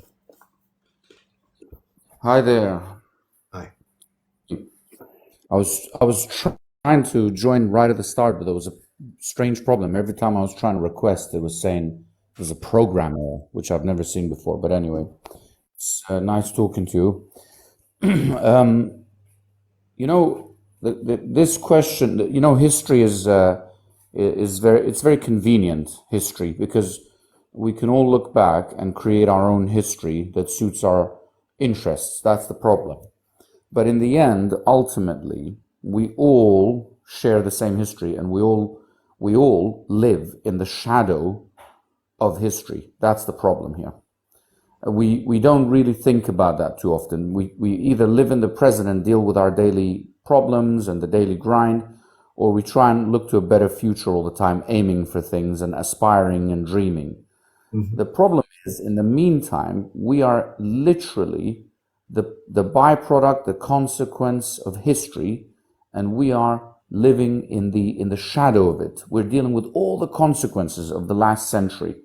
And I guess our children will then deal with the consequences of today and what we do. So when it comes to the Middle East, which actually a better term would be West Asia, even the term Middle East is a colonialist term.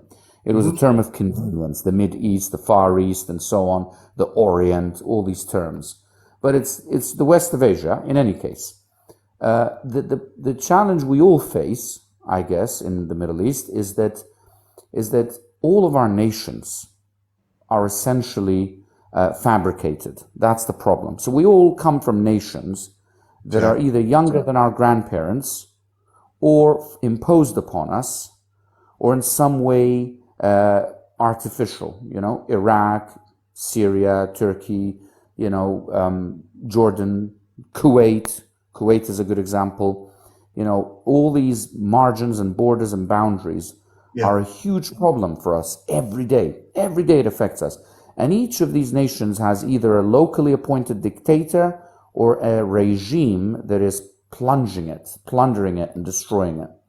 So Iran is a good example of a brilliant nation, of a brilliant people, multi-ethnic, multicultural, multiracial, 10,000-year history, and yet it's ruined by a system, by a regime that has basically broken it into pieces for the last 40 years. So Palestine is a symbol of all the suffering in all of the Middle East for the last 75 plus years. And I'm a Kurd, right?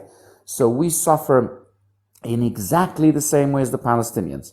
But we just happen to be a little bit on the other side, and we're divided into four instead of, two pieces, and we're encroached upon in many different ways. And when we were suffering in the same way as the Palestinians, there was no technology, there was no internet, there were no mobile phones, etc. And so we're all trapped by our history, by the legacy, and it all dates back to the fall of the Ottoman Empire, World War II, and then the colonization process, which then created all this chaos. So you can even argue, to be honest with you, that the Jewish people themselves have been betrayed in this chaos, because whilst they were massacred in the most heinous and cruel and violent and evil of ways in Germany, the survivors, the ones who fought back, the ones who survived in the ghettos and in Warsaw and in the concentration camps, they weren't invited back and welcomed back into those societies. The Germans didn't say, oh, you know what, this was terrible, let's welcome you all back in, let's bring you all back in. This was unjustified, let's give you back your homes, let's make amends. No, they expected them to just disappear and leave, and they were seen as an inconvenience. Okay, so all these European nations, while they were still dealing with their empires and rebuilding themselves, they just made the Jews disappear and go away because they didn't want it to be their problem anymore. So they just shipped them off to Palestine. And Britain, at the start, was against the Jewish state. It was against the Israeli militias, settlers, and so on. They used to use the T word for them. You can look at the old newsreels. I'm sure many of you have seen them. So the problem we have is we're dealing with all that legacy and chaos, and Europe very conveniently wants to blame all of it on the Middle East, on us, on Islam, on Arabs, on extremism, whatever, because they really want to forget the fact that they're to blame for all this and they got away with it. I mean, Germany is a brilliant example because they come they come to save Israel at the last minute, the final hour in the Court of Justice, in the International Court of Justice, because they know if they didn't do that, they would be in even bigger trouble. It's like opening a can of worms that they've kept closed. They've put a lid on it for a very long time. Don't forget, in Germany, even a few decades ago, there were buildings that were still named after all those psychopaths who used to conduct all those so-called cruel, evil medical experiments on the Jewish people and the children. So the problem is, now I think people realize that it is time to accept responsibility, right? It can't just be blamed. They always conflate it with Islam as well, which I hate, because many people in the Middle East might be Muslim, but that's not necessarily their main problem. It's not their main driver. We are a very diverse society in the Middle East, and there are many things going on all at once. So I guess it's time for Europe now and the rest of the world to accept responsibility for this madness that they've created, that started in Germany and Poland. Because if they love Israel so much, then they should have allowed an Israel to form right between Germany and Poland, right there. They should have allowed, they should create it today. It's still not too late. They can just call it Israel 2. They can call it Israel 2. Let them create 4 more, 10 more. Because if they love Israel so much, if they love Jewish people so much, then why not welcome them? Why not welcome them, and why not create many Israels for Jewish people? Because to be honest with you, if I was a Jew in Israel right now, I would be angry, I'd be scared, I'd be disillusioned, I'd be confused, I would be worried, because I would know deep down that I'm sitting not just on somebody else's land, but I'm sitting on a lot of pain and trauma. And much of that is not really the fault of the Israelis of today, but they've been thrown into this madness, and they're now trapped in this cycle of violence, of cruelty, almost as if their very survival depends upon constant acts of violence against Palestinians. And so now that we all understand this much better, and that people have a voice through TikTok, etc., and people like me and you can speak and others can listen, it's time for everyone to stop putting on an act. We know that Europe is the problem. We know that it's still a problem. Jewish people are still afraid of Europe. When I speak to them, and they say it's all true, they say they still wouldn't want an Israel in Europe because they still wouldn't feel safe. There's still a lot of anti-Semitism, and it's all hypocrisy. All they want is to keep pointing the finger at the Middle East. Now, the Palestinians... Just Curtis, real quick, there are a ton of people waiting. So yeah, it's fine. You can cut me off whenever you like. That's fine. That's fine. But, well, that's it then, isn't it? I mean, that's the point. It starts in Europe, and the solution has to be in Europe. The Palestinians have had enough. We've all had enough. And to be honest with you, I think in the Middle East, there will be many changes to come.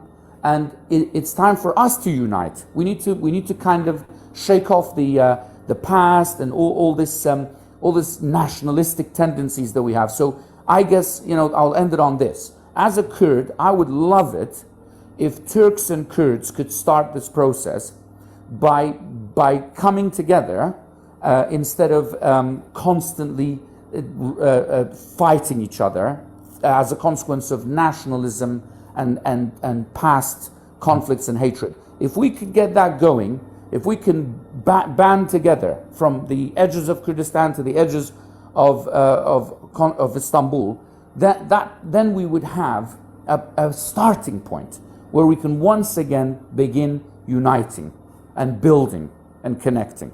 Sounds good. And that's where I'll leave it.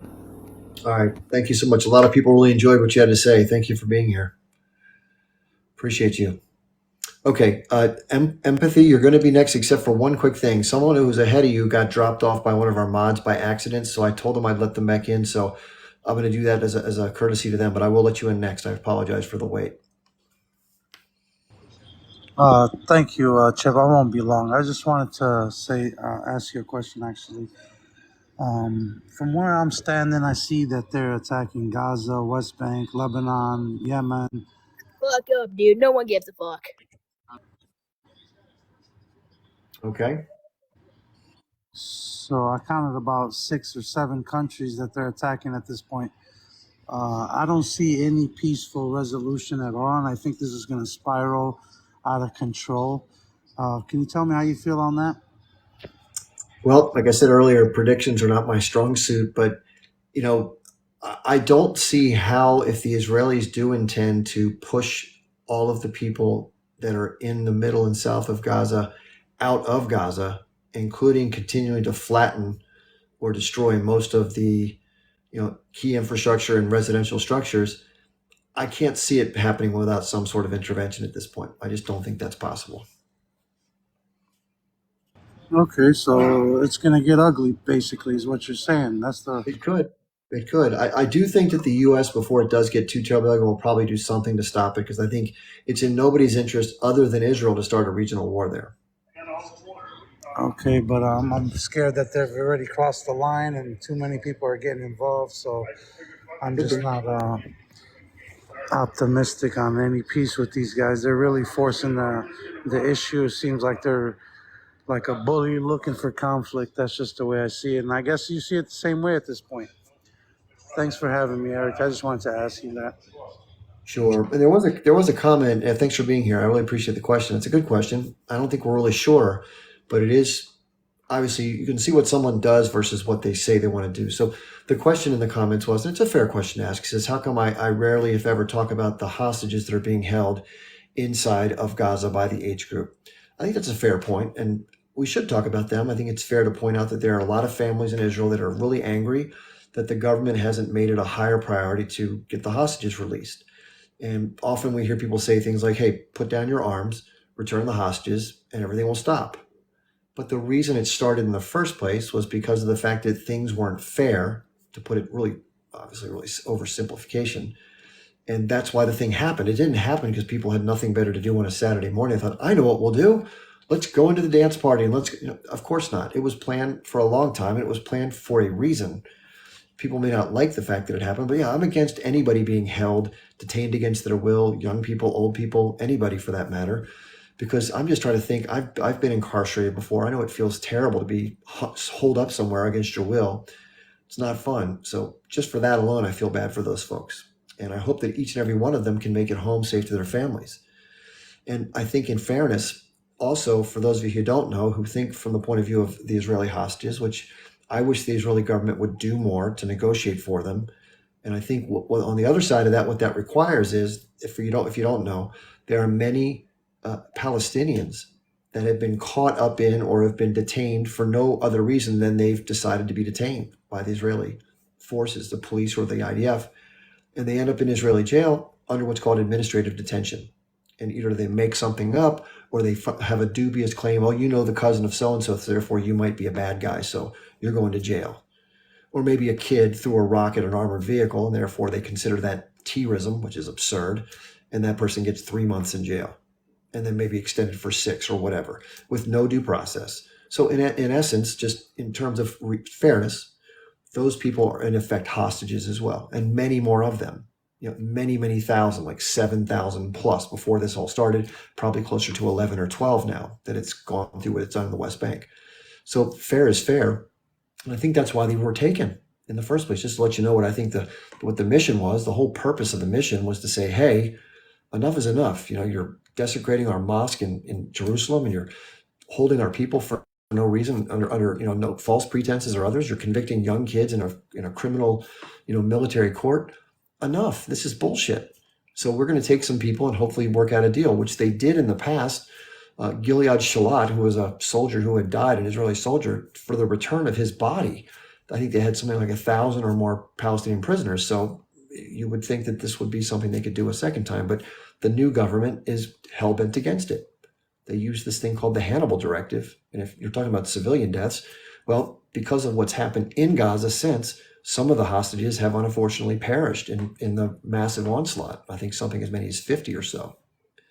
So for the ones that remain, fingers crossed, yes, I want to see them get back to their families safe and sound, no injuries. But I also think that what the Israeli government has done in response to what happened on the 7th is so incredibly disproportionate and so outrageous and so out of control. I don't know what's going to happen next. I don't think there's a good reason for the H group to want to do anything in a conciliatory fashion, because they did offer the hostages up, at first for a permanent ceasefire and then for a temporary ceasefire. And both times the Israeli government said no, so they could continue with their operations for whatever reason you want to assign to them. So I hold, in the most part, of course, the H group did it, right? So, of course, they're the ones who did it. But the people that are responsible for them not being home right now in Israel is the Netanyahu government, because they could have easily been home right now. All they had to do is exchange some prisoners, done deal. Okay? That's the unfortunate truth. So it's a two-sided sword, unfortunately. Okay, we have Fuad. Thank you for the comment, by the way. Okay, Empathy, you've been very patient. I appreciate your patience. Thank you so much.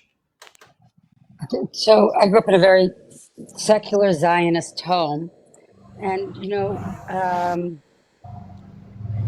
going back to that woman's question, what was the Israeli response, or the Zionist response to what were you thinking in 1948? And I'm sorry, Haran, can you mute? I think you have background noise. I just want to say that I'll tell you that what was fed to me, like with a big spoon and all heated up, was, this is how the line goes. Right when British did the mandate, all of the surrounding countries told the Arabs to come to their countries for a few weeks.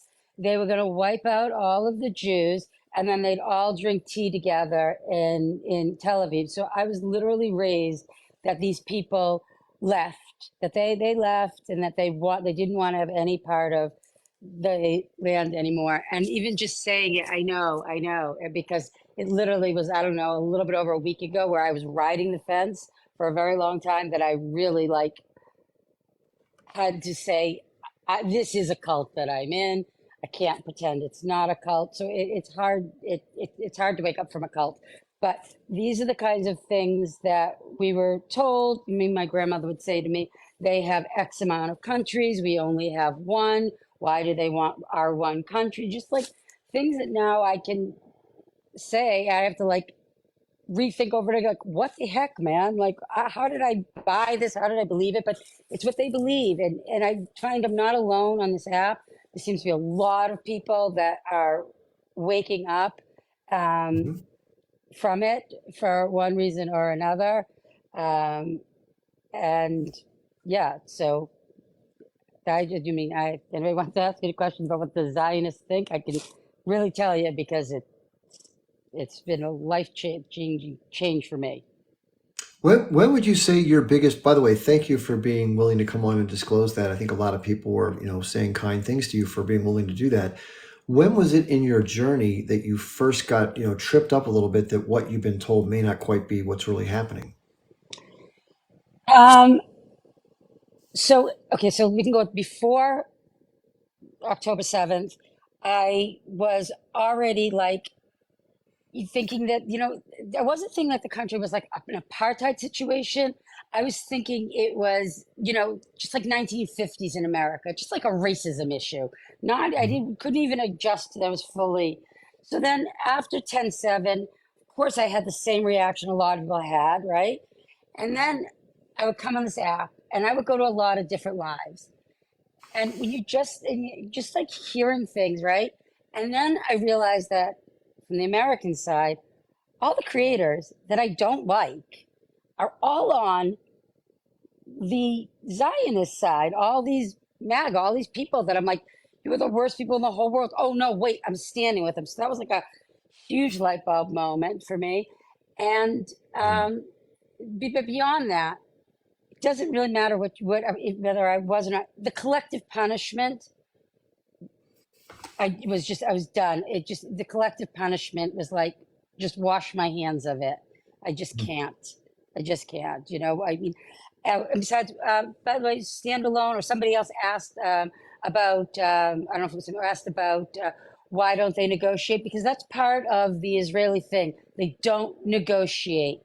They won't. Won't negotiate. They would say, yeah, we traded 1,000 people for that one soldier's body, and look what happened. Those people are now the leaders of these groups now. So they don't. You can say they care about the hostages, but they're Right. kind of lying to themselves because they know as well as I know that is a huge part of the basis is that you don't negotiate for hostages. Yeah, I really appreciate you sharing that. I'm amazed that you've been able to come to the conclusions. First of all, congratulations for breaking free from the narrative that you've been given. And it's a journey, right? I mean, I share these resources. I didn't know a lot about it until I first learned about it, and I think everyone's somewhere in that journey. So good for you. Congratulations for having the courage. And are you getting a lot of pushback from people you know in your life because you've sort of realized this, and have you shared it with them? Um, the people I've shared it with, I think I've given them like the courage to also admit that these are the thoughts that have been going through their head. And just like be giving them the courage to be honest, because anybody who says that they are on the left and then can reconcile with what they're doing, they just need to know that really, you really still feel that way? Like, what's it going to take you? Like, did you look to the left and look to the right? You're standing with, uh, KKK sort of people, What are you doing? And no, they wouldn't want to stand with them. So why are you standing, with the Zionists in this? I can't believe, because I grew up a Zionist was not a bad word, and now I'm saying it in a negative way. It's every day seems like it feels like a year ago, and it's been less than 2 weeks that I have Yeah. realized that I was in a cult. In my journey to learn more stuff in life, I always, this statement rings true to me. It says, the truth will set you free, but first it will piss you off. And so the more I learn about stuff, I just keep shaking my head like, really? Like even this, like you have this, as a kid, you have this vision of your country being a good country and your religion, all these things that you're brought up to think. And then one by one, they just get dismantled. You're like, damn, what's left, after all these things start to learn about. So congratulations to you for doing that. And I hope that everybody who bumps into you about this accepts you. But of course, what do you say to people that say if you're anti-Zionist, especially if you're not Jewish and you're anti-Zionist, that you're an anti-Semite? How would you respond to that? I don't know how to necessarily respond to that, but I'll tell you, the community, the Palestinian community, has the one thing I did notice is they are so respectful. I was brought up that they hated me, that they wanted to see me unalive, and yet I go to all these, lives on here, and nobody is saying that. Nobody throws the Jewish word in. They are so specific to say Zionist, and so you can't they tell you these people you don't know hate you, and then you meet them and they don't hate you at all. And there's been like so willing. I'll tell you, I was on a live this morning with like 11 people, and I Hmm. totally got outed on that live by like one of the biggest Zionist creators on this app. Totally outed me. She's like, I'm telling, we're all unfriending you. I'm like, okay, I don't care. I don't care. It's like I feel like a gay person who's come out. Like, yeah, I'm not going back in the closet. Can't push me back in. I'm out. Well, You good for know. you. You're in touch with your humanity, which is the good thing. And I'd like to say it could be Ethiopians that were doing this to the Eritreans. It has nothing to do with what the background is ethnically or religiously. It's about the actions being taken by a power dynamic of one group over another, which is blatantly unfair and unconscionable. 100%, 100%. You mean they are there? Can deal with the fact that there's going to be some people that are going to completely conflate Jewish and Israeli. And the one thing I try to say to them is that the largest number of Zionists in the United States aren't Jewish. That's the evangelicals. So, Right. so that in itself should tell you that there's a massive separation between being Jewish and being Zionist. Yeah, it's amazing. Well, I just have all the respect for you in the world. There's a guy named Jonathan Randall. I don't know if you've seen him. He wears glasses. He's a comedian. He's always on his balcony in New York City with the Freedom Tower in the back doing his videos. And same story. Like his family, by the way, is very angry at him. But if you haven't looked up Jonathan Randall, he doesn't have anywhere near that. He should have a lot more followers than he does because he has good videos and he's a very smart guy. But congratulations on breaking free from the big Z and welcome to the club. Thank you. It's been the most fun has been not fun, but most fun has been is when I go into lives and like I don't say anything. Like I'll go on a panel, and the only time I will like interact is when it is a Zionist person because I feel like they think this one thing. I'm like, nope, I'm here now, guys. You can't say that because I'm Jewish and I'm here, so you're lying. And I know Well, all their lines. yeah, I hear you. I followed you back, so if you want to send me a message, and maybe we can put together a panel of like two former Zionists, two Zionists, and then two people like me that are just try to be objective critics, and we can have a little debate. It'd be fun to do. So why don't you message people, see if we can make that happen? Absolutely, 100%. Thank you so Right. much, Chip. Yeah, it was wonderful having you here. Thank you so much again. That was Thank great. you. Yeah. Yeah, it's heartwarming, isn't it, to see that somebody has the courage to kind of, break free. And listen, this is not to say bad things about people who don't, right? I think most people are decent people. And let's face it, in our societies, we have people that intend for us to think a certain way. That's just the truth. So it's understandable that somebody would fall prey to that, right? Makes total sense to me. Okay, so now we have Standalone that's going to come up. Standalone, stand with us.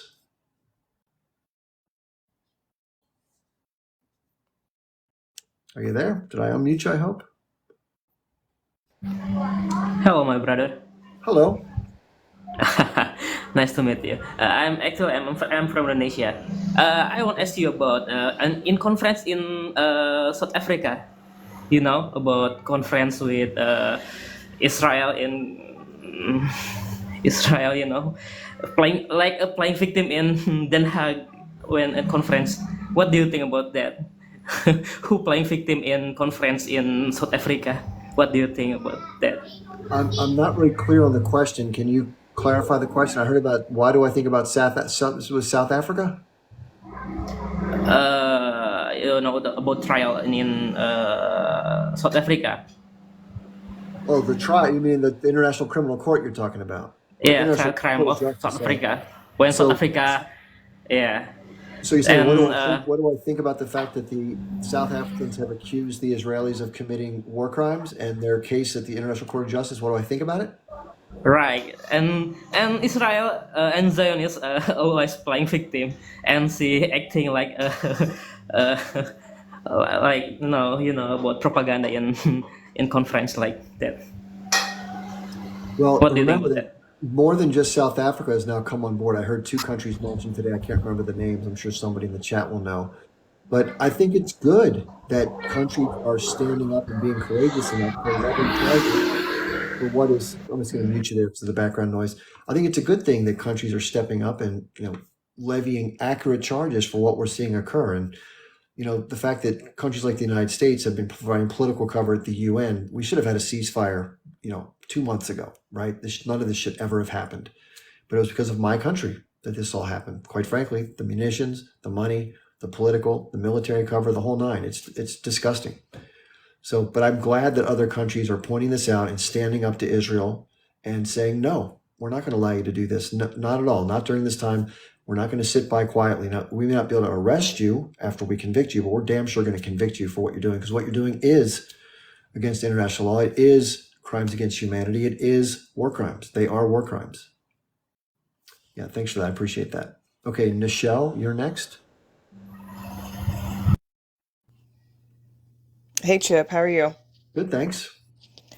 Um, okay. I am just, first of all, you guys, if y'all could tap Chip's face or his, or the screen, rapid tap the screen. I do this every time I'm up on a panel.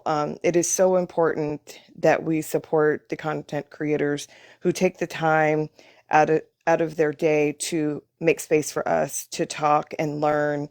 I'm seeing so many amazing positive comments, and we just need to do that. There are content creators who are being shadow banned, whose lives are being dropped, content isn't being pushed out, and we need more people like Chip and everyone else. What I came on here, I said, okay, what I came on here to do, at least tonight, is to encourage everybody. I heard on a live before he's a friend. He sounded discouraged. I want to support empathy. Everyone should go and follow her. It's so easy to get discouraged. I know we're discouraged. I'm coming on here with a different angle tonight to just be encouraged, hold the line. It matters. It really does matter. The work that Chip is doing, the work that everyone is doing, it matters. You know, a lot of times we encourage, send gifts if you can, subscribe. If you're not able to do that, even if you're not in a financial position to do that, just you being here is providing support. Tap the screen, share the live, comment and interact and engage. That helps. And I just want to say, I say this every single time, just as a reminder, not to beat a dead horse. I'm a Black woman in America. It took 89 years for slavery to be dismantled in this country. And even after that, we still had Jim Crow. We still had to fight for civil rights. It's a long haul. But I just want to come in and encourage everybody. I know we open up our phones, we see the TikToks, we see the videos, we see the headlines, we see our political climate. We've got politicians who can't even answer a fifth grade question. What was the Civil War about, right? And it's easy. I hear it in every single live. People are discouraged. They're angry. Also, don't let the negativity kind of bring you down to the level of where you're insulting. And I know sometimes that feels good to kind of snap back and things like that, but we are making a difference. We are. So hold the line. Don't try not, when you get discouraged, that's fine. Find your community, find your people. Empathy, we're here for you. And there's still work to do. Okay, she said 2 weeks ago. She didn't say it was a 5-year journey. She said 2 weeks ago that she, is kind of still evolving with her journey. Yeah. And I said this on another panel the other night. Do what you can where you can with what you have. Okay, Christian Zionism, that's my expertise. I think more people need to be talking about Christian Zionism. It's just as I don't want to call it a cult because I still identify, as a Christian. I'm pro-Palestinian 1,000%. But it's something that a lot of people don't know about. And there's still work to do. There's still people to reach. And when they get there, let's encourage them and support them. Those of us who are pro-Palestinian or who've been activists in other movements, we get it and we're dialed in. But there's an entire swath of people out there who either are on the fence or don't understand or just coming in. We have to make space for them too. And I know that that's difficult, right? It's kind of like you want to ask the obvious question, like, where have you been? What's going on with you? But I wouldn't call my mother, crazy or nuts or call her out of her name. I wouldn't call some of my friends who are just heavily involved with their kids and grandkids and lives who just may not be dialed in, right? We have to remember them too. So if you have the capacity in your heart to be able to make space for those people, try to do that because there's still so much work to do. There's still so much work to do. So I just want to encourage everybody tonight. I'm just literally going to go live from all my friends because it's been a rough week. It's been a rough 6 days now, I think.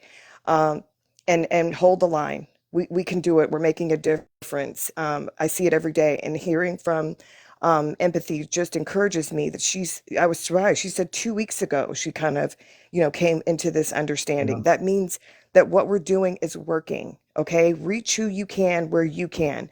Chip is he's able to reach a certain I'm Gen X. I think he's Gen X too. We're able to reach a certain audience. Gen Z is able to do the same thing. Reach out where you can. And lastly, I will just say it's wonderful to sit and listen and learn and do all those things. Kurdish Doctor, he's amazing. Love listening to him. He's super smart. But my call to action to everybody is to listen and learn and then turn around and make an impact in your space and in your community. Don't just gatekeep the information, turn around and let's help the other empathies. Let's support the other empathies. Find out what you can do with your space. You may not have enough followers to go live. Well, you know what? You can make a post. If you're a chef, highlight Palestinian foods in your family, introduce your family. There's a million things of ways that we can do this. And I just encourage everybody, and I'm I'm happy that we're still talking about it and still doing it. And I just love you guys. Love you, Chip. Thank you. Very kind of you. I appreciate that. Yeah, awesome. Yeah, good reminder. It's easy to get discouraged, right, with all the crazy stuff that's been going on there. I mean, imagine the people themselves, what they're feeling right now. I can't even imagine. I just can't even imagine what it must be like. It's got to be horrible. So thanks for that. Yeah, good reminder. Okay, just before we put the next guest on, I have one quick thing I want to show you. Just hang on for one more second, and I want to show you this. So this is my main profile page. Just want to show it to everybody. So if you go there, you can see it says Truth Seeker. It says Animal Lover, Peace Not War. And right there, if you see, is my link tree. It's called Link in Bio. It's got a little link next to it. That's something, if you click on it, it will take you to my social media. If you're outside the US, here's how it's spelled. A lot of times, if you're outside the US, for some reason, TikTok got rid of this link. All you see is that. So if you're outside the US and that's all you see, you have to type into a web browser the thing that says Linktree Chip Barnes. Okay? And when you go there, let me change the picture and see if I can do it this way. Wait a second, let me see if I can do it this way. Oh, let me see. I got to do it this way again. Sorry about this. Comes up like this. This is what you see if you click on that. And so this is called a link tree, and it's just somebody's list of social media. So there's a fundraiser, and believe me, this is the first time I've ever put a fundraiser on my site because I spent a lot of time making sure it was the real deal. This is a fundraiser to help people get clothing in Gaza for the winter. There's a woman named Nicole, who everyone seems to know in the community, and she has an apparel company, and she's agreed to make garments for people of Gaza at her cost. So whatever the labor is she pays people and whatever the materials is, that's all she charges. And she's getting jackets, shirts, undergarments, all sorts of stuff for people who need it. So if you can afford to, I made a donation to them a couple of days ago. It's in euros. So that's how they take their money. It's a GoFundMe campaign. So I hope you'll do that. But as you can see here, I have my TikTok backup account, TikTok, Instagram, Twitter, normal stuff. That's the first page. Let me find you the second page here. Just a second. I got to do this. I hate to have to do this. This is the pictures. You have to do it. You have to keep coming back to this thing here. Here's the second page. So you can see I have some Telegram groups. If you don't know what Telegram is, it's an app where you can message back and forth and other features. And then you can see some donation links beneath there for me. That's for me if you want to support me. I have a Patreon and other similar stuff, very familiar. So I would appreciate any help you want to give. Just to let you know one more time that the way it works here on TikTok, and again, TikTok has a right to do whatever they want that works for them, but they take 70% of whatever you give, which I think is kind of steep, right? But who knows? So if you do want to give, it's nice to give here. I appreciate that. It'd be even nicer if you could do it through the links on the other page I just showed you. But at least follow me on my backup account. I really appreciate that. Okay, I didn't want to make this guest wait any longer here. Please, come on. I think it says Christian, I think. Did I unmute you? Nope, I'm good. Can you hear Okay, me? good. Yep, I can hear you. Yep. Okay, so this is the first time I've ever joined a live, so if I'm a little off, I apologize. No, you're fine. Chip, thank you sincerely for having this place where we can meet, and your lack of bias and your open-mindedness and your kindness is really appreciated. This is something I felt really passionately about and thought about since Jimmy Carter was so brave to write his book back in 2006 Yeah. not apartheid. And that's one of my reasons why I respect him so much, among many reasons. But it's always been something that I was afraid to talk about because of the fear of being labeled anti-Semitic. And I'm not anti-Semitic. As a matter of fact, up until 100 odd days ago, I really would consider myself not a Zionist necessarily, but certainly not anti-Zionist, even with the horrible things that they've been doing for years and years and years, and having the officials in Israel, calling Palestinians dogs, and it's just so clear that at least those in power right now under Netanyahu see the Palestinians, all of them, as less than human, and it's so deeply, it's just. So I've donated money to a friend of mine at work who attends a mosque that I have faith they'll get it to the right people, just like I did when the earthquake in Turkey happened. And I've written my congressman and both my senators. I'm here in Portland, Oregon. Okay. And beyond that, I don't know what to do. I've thought about buying the scarf, the Khalifa, is that Kafia. Kafia? But I'm honestly afraid to wear it to work. I also have a friend at work who's Jewish and just doesn't understand how young people, especially, are out there marching. I'm so grateful that those in the Black Lives Matter movement are taking this on as all part of the same cause for human decency and being treated as human and with the same rights and respect as this majority white power structure that we have in the US and elsewhere. Anyway, I'm just really, really grateful, and I have faith in the young people. I've been so impressed with Ireland.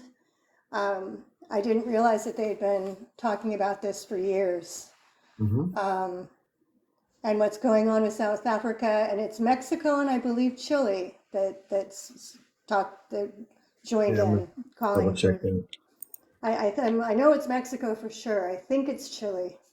It might be Peru, but anyway, I am so grateful that the world is finally taking a stand and people are marching in the streets, and we can bring about change.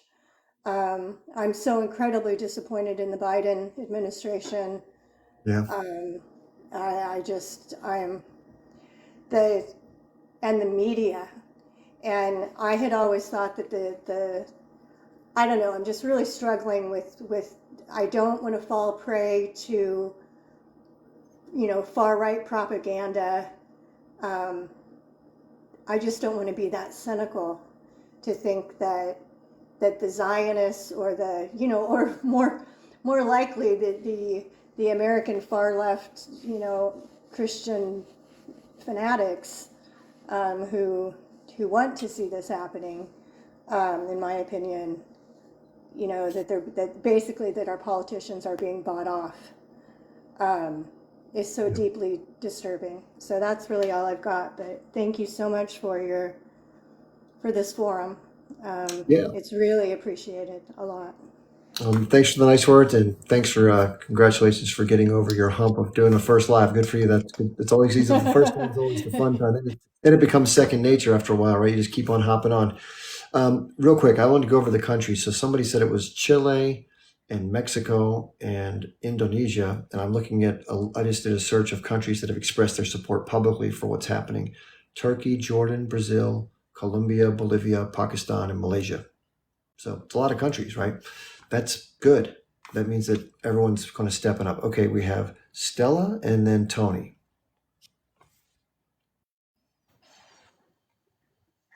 Hello. Hello. Hi. Hi.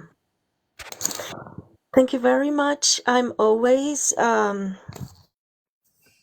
there, listening to you and to all the topics. Great life. And I also know you from Eric Warsaw. I Hmm. don't know where he disappeared. There are so many things that are going on, and Yeah. um, If you don't know, Eric's primary account got temporarily banned for 1 week, so he's on his backup account. And I saw his live. He only had like 40 people on there. I felt terrible for him. yeah, it's terrible. And now I can see that even here the screen, your screen goes like black and then comes back and then white and black. Maybe it's my account. I don't know what is happening, but it's keep on doing that. So anyway, so no, with Eric, even if you search his name, it is no longer there. Any of the names or account or whatever. I don't know what happened today, but yeah. Well, that's not why I'm here. I'm here to participate. Just to give you a background, I live in Sweden. I'm Swedish citizen, but I am from Yemen. So that gives, and I am Generation X. So yeah, you see, it keeps on this thing, the black, and yeah. Um, Today I was watching something that is from um, Democracy Today. This is like a small media outlet um, I think it's that called is, Democracy Now. yeah, Democracy Now. Yeah, I MEW. have come to really, yes, to really appreciate it because it's different and I think reliable and honest. Mhm. Um, I don't know, to me. And I have seen this an Israeli soldier who refused. His name is Refused Neck. He Yep. refused to. I don't know if you have seen that. To go for the military. Yeah. I watched it. I watch it every day. I watched it. I know what you're talking about. Yeah. Okay. So yeah, so it was really very refreshing that someone who is 18 years old decided that I am not going to be part of this, even though I'm going to be punished. And I thought that that is like really good. And he is American Israeli. So I would love to see more and more people thinking, young people thinking the same thing and doing the same thing. Yeah. And then I want to talk about, I don't know if I have time or you go by 2 minutes or Just we'll try to can I be speak about try to be brief because we have others that are waiting. But I'm happy to take on one other point. Sure. yeah. Okay. So you spoke about donation and I really appreciate everybody's initiatives to help. We don't know how to help. We don't know what to do. The thing is that the trucks, thousands and thousands of trucks that they are outside Rafah in the what do they call it, the Egyptian um, border. Mhm. They are there. Some of the food and other stuff they get ruined because the Israelis won't let them in. There are other complications Mhm. between the two countries, and I don't know. But all I know is that all the clothes, all the aid, all the food, and everything is standing there, and nobody is benefiting from that. No, nothing is going in unless, I mean, I am 100% sure that you have seen that a viral video where two small trucks went in, I think in Rafah, and people were like snatching things. They were running after the trucks, jumping on the trucks. It's very sad. Yeah. And yeah, it's crazy. So I think, in my opinion, What is needed is that us, the humans, the people, press our governments, do demonstrations, do more demonstrations, talk to the media, do lives like this, educate people. So we, because they are the ones, the powerful people, the politicians, I don't know, do like South Africa, so that we have a ceasefire and some kind of let in the aid, and then see what is going to happen. There is like in the EU, there is Let's an just, initiative. Stella, is that it was okay if we finish with that? Would that be okay for now? You can come back in if Yeah, you want yeah, to. yeah, definitely. I'm very sorry. Definitely, No, it's okay. definitely. I'm glad you came Thank on. you. I thank you for being here. I really appreciate it. No, it's okay. Just trying to give people like Tony a chance. Hey, Tony. Hey Chip, how are you? Good, thank you. Good, good. So yeah, a lot of great stuff on here, man. A lot of great speakers. Always glad to listen to some positive and intelligent speakers out there. Which brings me to my point. I listened to Donald Trump speak today, and that gave me a lot of cause for concern. He was just spewing a lot of Islamophobe and hate speech, basically. I don't know if you know this, the video that I'm referring to, where he basically attacked all of the students that were on these college campuses Yeah. that were, yeah, man. I mean, that scares me, and what scares me more is that he potentially could become president of the United States, and I think the only other thing scarier than that is that we get another 4 years of Joe Biden. Yeah, it's heads they win, tails disaster. It's just there's nothing good, Yeah, but I mean, we do have alternatives, and that's what I wanted to get the benefit of your thoughts on. Okay. There's a candidate, Dr. Jill Stein, on the ballot, Mhm. and I've listened to her speak, and I think she would be an excellent choice. So, Yeah. how do we rally?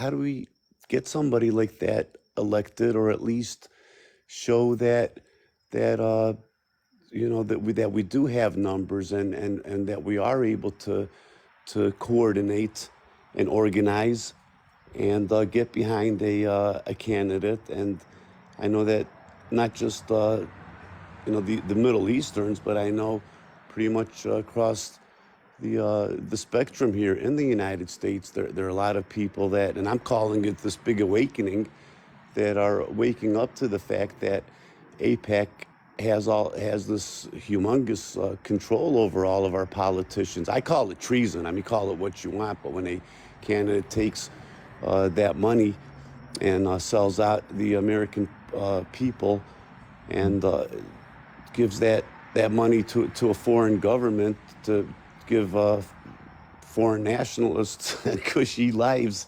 and we have all of our domestic issues here, and we all know what they are. What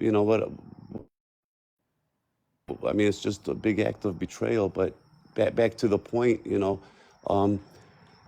what do you think? What are your thoughts on that? I mean, we can't just go to the polls with either, voting for Donald Trump or Joe Biden, and then it'll just be a free for all. Everybody vote their conscience. So I think we should be more coordinated than that. What are your thoughts on that? I mean, I think you're with so many more people are thinking this way. So I've assessed this many times before, and it's not what people want to hear, myself included. But I believe this to be the case. And if I'm wrong, I hope somebody can prove me wrong. But what's happened, authors like Chris Hedges and others have said that over the last 45 years, we've experienced what's called a corporate coup d'etat in this country, where the corporate class, the moneyed interests, and the different changes with respect to money in politics has created a sort of an impenetrable bond that, instead of the political process serving the constituency, which is what it's intended to do, it only serves those who supply the money and influence to the process. And so somebody earlier said it's not the president, it's the system. And I wholeheartedly agree, because it really, unfortunately, I mean, with some exceptions, but to change some of these major issues, it doesn't really matter who gets elected into office anymore, because the same powerful forces contain and control the decisions and movement, for the most part, of whomever makes it in. And that goes for representatives, senators, as well as the president, and even Supreme Court justices, which is the crazy part. The whole system seemingly has been completely co-opted by high net worth individuals, corporations, special interest groups like AIPAC and other industry groups. And then, of course, you have the national security establishment, which is a combination of the three-letter groups, the media complex, and the war machine, and of course the surveillance state. You add those pieces together and it creates like this fabric, or it's like a super glue that won't allow us in. It's like keeps everybody else out who doesn't have some sort of a power structure for any of those groups. And therefore, we're marginalized. The average person, try calling your congressperson or your senator, they'll have an aide will pick the phone up and take a message very politely and say, I'll make sure the senator gets your message, right? Well, what do you think the chance of that message getting? Zero, right? Now, if you just donated $20 million to a super PAC that ran a bunch of ads to get the senator reelected, and you reminded the senator at their victory party who put that money there, and that person calls, what's going to happen to that phone call? It's going to get answered. Because in 4 more years when they run again, they got to get that same money or more from that same person. That's what the system has become writ large. And unfortunately, with the way the party politics work, whoever has the most money wins. It's just the way it's been for the last 10 or 12 election cycles, just because the money has gotten crazy. So it's a big mountain to climb to unwind any of this. It's just gotten that difficult. It's been incorporated into the constitutional, at the constitutional level. You have a court case that was decided called Citizens United, which basically affirmed that money is free speech now in unlimited forms, not directly to candidates, but indirectly into these political action committees, like, great for New American Political, some stupid name that doesn't mean anything, but it's dark money that goes to help candidates run their advertising for their campaigns. And they're not supposed to coordinate. The campaign's not supposed to talk to the super PAC, but I mean, come on. So when you see a TV ad, When it happens. it's a reason. So it's a big thing to dismantle. And the thing about elected officials, and listen, anybody we can get in who's better than somebody else is a little bit better, right? It's like better than nothing. And there's actually a candidate for Senate in New York who I'm supporting, who I'm going to be introducing to people next week on Wednesday. Her name is Diane Sayre.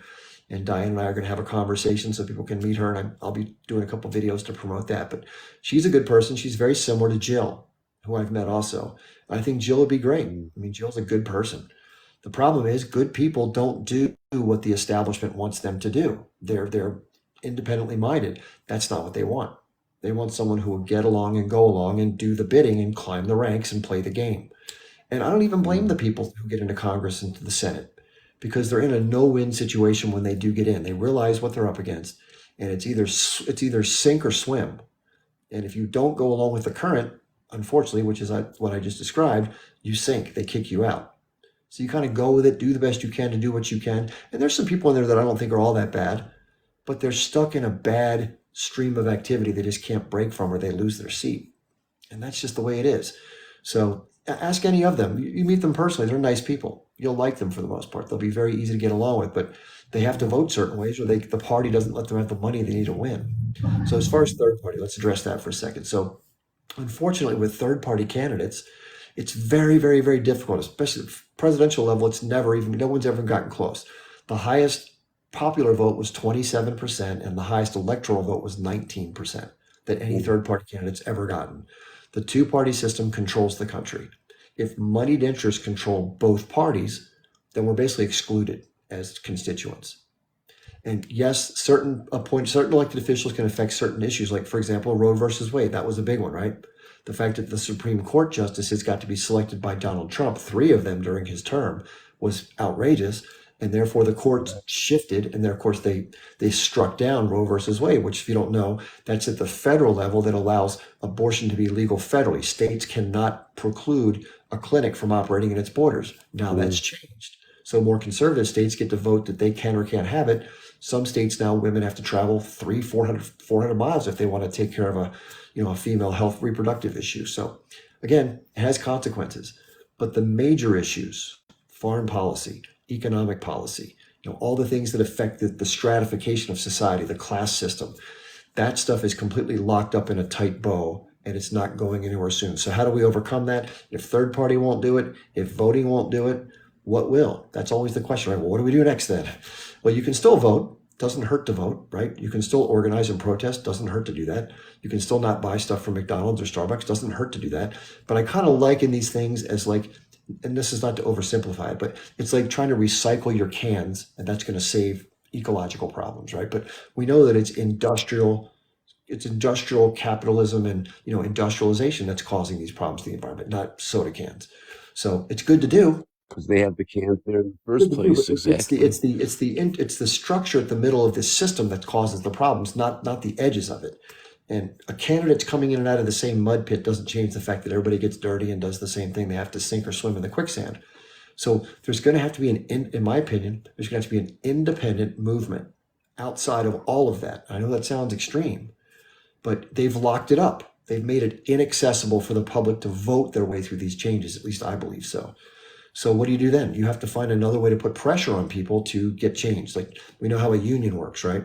Initially, if you're not unionized, you're a bunch of workers and you're all getting individually, there's no power, and you're getting worse pay, bad vacation, no pension, and all those things. And you want better things. So what do you start doing? You start talking at the water cooler, right? You start to organize.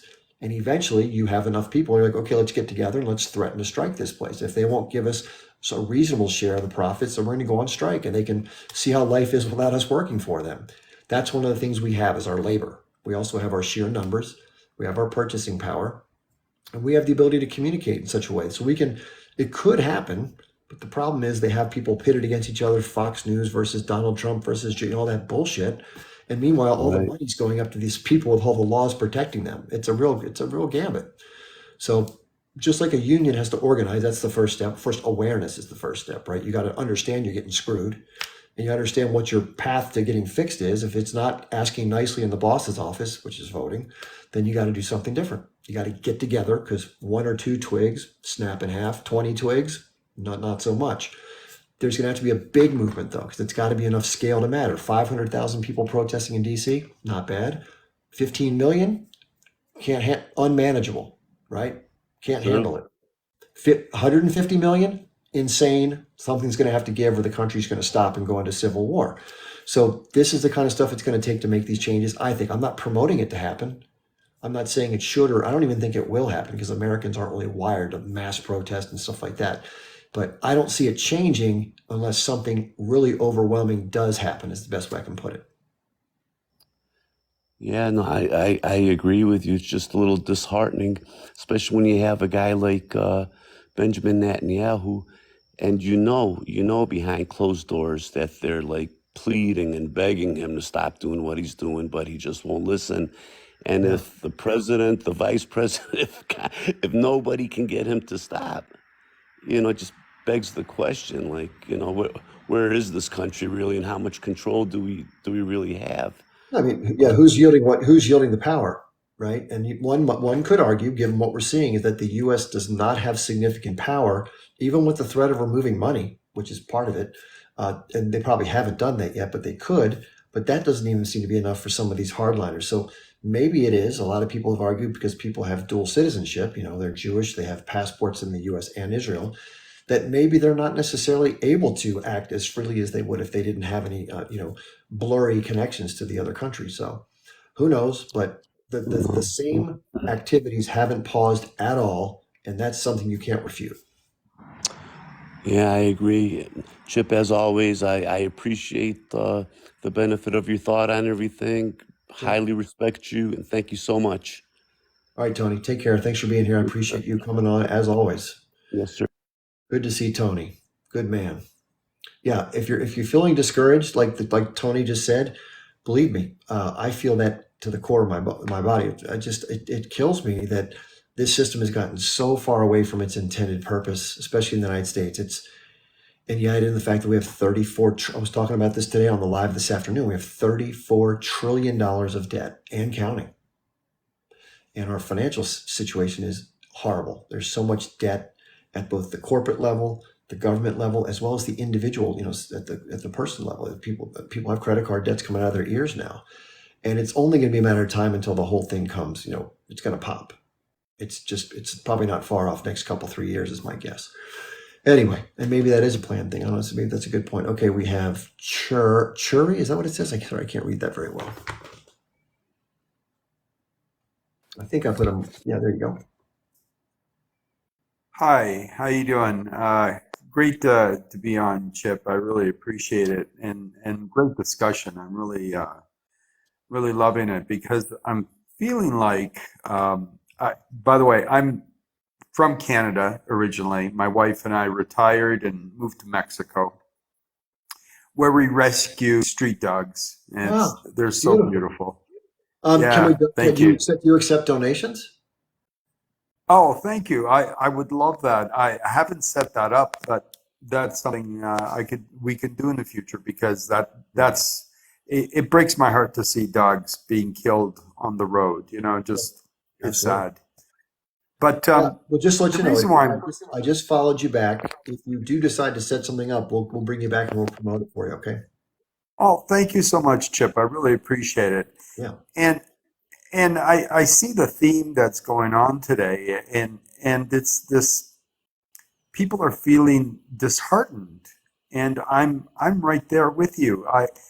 I thought we in the West were supposed to, after the Second World War, we beat back Nazism, we all that stuff, and we were supposed to be the good guys.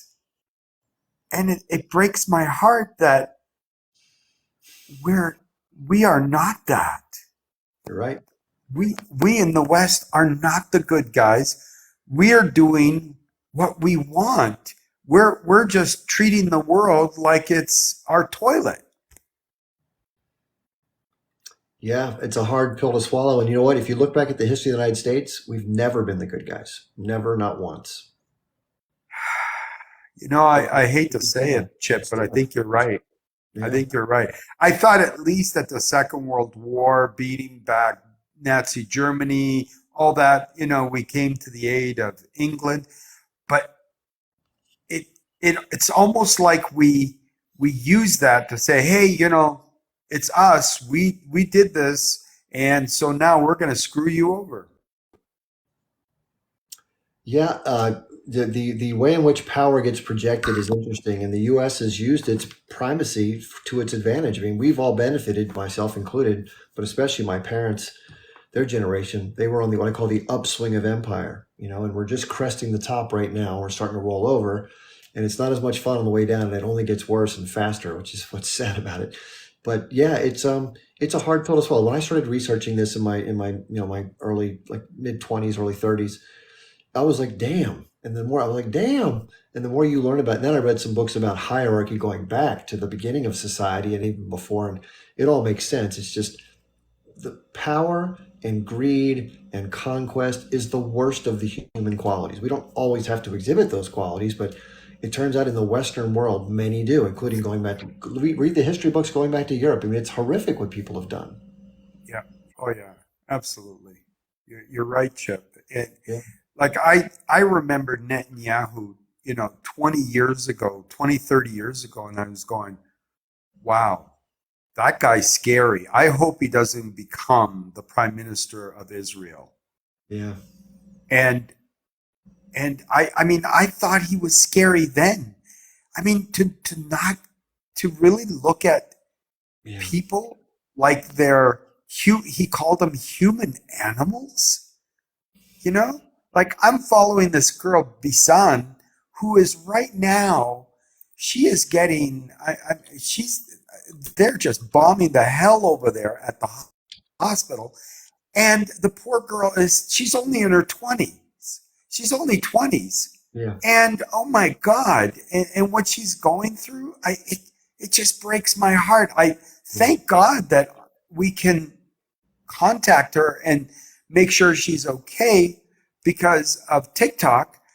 But it's heartbreaking to see this continue on, and the world does nothing. We do nothing. Wow. Yeah, well, it goes back to that same issue I mentioned earlier about the stranglehold that the powerful structures have. And this gets very sensitive, but let's be straight. There are about 17 or so million people in the world who identify as The Jewish. politics, nigger. And I'm not sure what that was all about. And I then think she said something about no politics, and she was gone. whatever, that's fine for them. Okay, so getting back to the thought. So you have 17 million people worldwide, and there's 8 billion people approximately. So it's obviously a very small sliver of the broader population worldwide. And then among that, you have a small group of that population that lives in the US. And then you have a small subset of that that has a lot of power. So I don't know what the actual decimal points are, but it's a lot of 000s. And let's face it, there's a lot of influence that a very small number, it could be any group of people. It just happens to be this particular group that has a lot of positions of power in our culture, different types of business, different types of government, and it does play out. And so a lot of people wonder, with that undue influence of a small number of people for a large amount of projection of power, does it go in that direction? And this could be an example of that being deemed to be more accurate than not. Yeah, you're so right, Chip. My last comment, and then I'm complete. Thank you so much for having me. But I got to tell you, I saw Nelson Mandela back in the day in person in Detroit at the ballpark. And I mean, it was a few black people. I mean, I was living in Windsor, so it was easy for me to go across. And a few black people came up to me and said, "Why are you here?" I said, "Are you kidding? This is like watching Martin Luther King. I mean, this is incredible."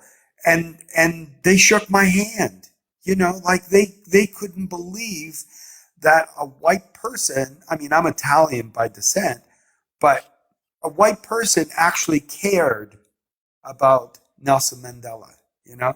I'm just so proud of South Africa. It just makes my heart so glad. And thank you so much, Chip, for doing this, because I feel like this, I don't want to talk about this with my friends because I feel like they don't get it. They still believe the bullshit, the garbage, you know, that we in the West were so, you know, might makes right, sadly. Thank you, Chip. Thank you so much. You're welcome. Yeah. Thank you for the work you're doing with the dogs. I really appreciate that about you. I mean, these are tough realizations to come to, right? You always want to think your country's doing good in the world, you know, and then you start reading and you're like, damn, you know. That was a nice person. Thank you for doing that. Okay, I don't know who came on. Maybe it was a younger person. It sounded like a young kid that said no politics and then maybe an unflattering world. So I guess that's TikTok for you. I did want to let people know my schedule. So if you want to check it out again, first of all, here's the cool thing. TikTok actually records all these lives. And as long as I don't say something I shouldn't have and they don't close it down before we're done, this will be recorded too. And then what I do is I download the recording and then I put it up on my YouTube channel and my Rumble channel. So there's no editing, there's no thumbnails. It just goes up real quick. And, you know, I'm not a very polished creature at this point. So it's just, you get the raw, unvarnished truth on the live. So the only thing that you don't get to see, unfortunately, are the comments and the guest boxes. They don't include that in the recording, but I try to repeat questions for that reason. So if you want to check it out, they usually go up either same night or next half day or whatever I have time to do. So check it out. In the near future, this is coming at some point. I'm letting the audience tell me what to do, not me tell the audience what I'm going to do. But I'm going to have a live at some point where I'm just going to talk about how to restructure things because, you know, like anybody else, I've been doing this a little more than 3.5 months and I've done it full time, which I'm loving doing it and people seem to like it, which is awesome. But like anything else, eventually, you know, the bills come and like I got a whole stack of bills right now. You got to pay those suckers. And I'm not making money now. I am talking to this guy, Valus, this trader guy that I talked to. And if I can make some money doing that, then I'm good. I'll even take down my donation links. I could give a damn. But if I'm not able, I got to survive long enough to get good at that, basically is what I'm saying. So I'm going to let the audience tell me how to do that part of it. I'm going to put out a bunch of ideas and So if you want to be a part of that one night, we'll have a live. We'll just talk about that stuff. It doesn't have to be a big one. But that'll help me make a decision. Because the last thing I want to do is piss people off, right? You don't want to do stuff that's going to anger people. Okay. I don't want to go too. So just to let you know, my schedule's Monday, Wednesday, Friday from 8 p.m. Eastern to 10 p.m. Eastern time here on TikTok. And then Tuesday, Thursday, Saturday from 12 noon, so tomorrow at noon, until 2 p.m. or so. Some Saturdays we go a little over, like a lot. Tonight we're over by about half an hour. We're going to finish these last two guests, and that's going to be it. If you want to learn more about my other social media, there's a link in my bio. It just says Linktree Chip Bars with a little clickable chain next to it. Just click on that. It'll launch a page with all my stuff down the line, Twitter, blah, blah, blah. And then there's some groups you can join on Telegram, which is just a messaging app that are really excellent for people to be a part of. So I hope you'll check them out. And then, of course, if you do want to throw a few bucks my way, there's a list of places you can do that. I have a Patreon, which is going to be getting some additional stuff put on there soon. So I appreciate any support. Let's get back to our next guest, Joe. Joe, how are you doing, sir? Hi, Chip. How are you? Good. I appreciate everything you do, man. I'm an Egyptian. I live in this country, in the U.S., for the last 25 years. And I lived this whole thing about this whole conflict with Israel throughout my life, right? I mean, we've seen it happen into various times, even in 1973 when we had the fight with them. So what is different this time is we all excited about, we all involved, and that giving me hope that there is change coming, because we didn't have that in when we invaded Iraq. We didn't have the TikTok talk about war crimes and genocide and all this, although there is a lot of mishaps happening in Iraq and in Syria and everywhere that we touched. We always had our effect in a negative way. And in Afghanistan, of course, we had to find out in various ways. But this time around, although with all the money that's been poured in to suppress the movement that's happening, even TikTok is being biased about it. As you know, my feed is always all my videos are shadow banned all the time, and I lost 2 accounts. But my whole idea is that we have to continue talk about it as you do it. You're doing it with a passion, and that's why you're so good at it. You understand? I wish I had, if we have people like you and everybody invest few hours every day talking about this, we will have the change that we need. Speaking about election and who to vote for and everything, I think if we are the cause that Joe Biden failed, I wanted to make that statement. They have to know that we have the power. You understand? He was asked today about the Arab vote and what he think about it, and he said, "Well, Trump didn't want any Arabs to come to America. Let them vote for that." So you see, he takes us for granted because we're scared of the other person. I don't care who wins, but I care about who loses. And if we're gonna make him lose, that's what's gonna happen. I voted for Biden. I never voted all the whole roster down, but I always vote. I am a businessman. I have restaurants everywhere, but I always take care of what I think is fiscally responsible mayor or governor or so. I live in New Jersey. We don't have the best, but always we get this patch of good and bad and ugly in between. But my thing is, I think the younger generation has the right ideas, has the right mindset, and they are more they are more involved in the research and fact finding and things that we didn't have. We didn't even think about it. We know that we had very limited things to do with what's going on, And I think if we encourage them and we protect them, we will have a change. I'm not going to take a long time from you. I know you passed your time, but my points are that we have to continue regardless of what it is.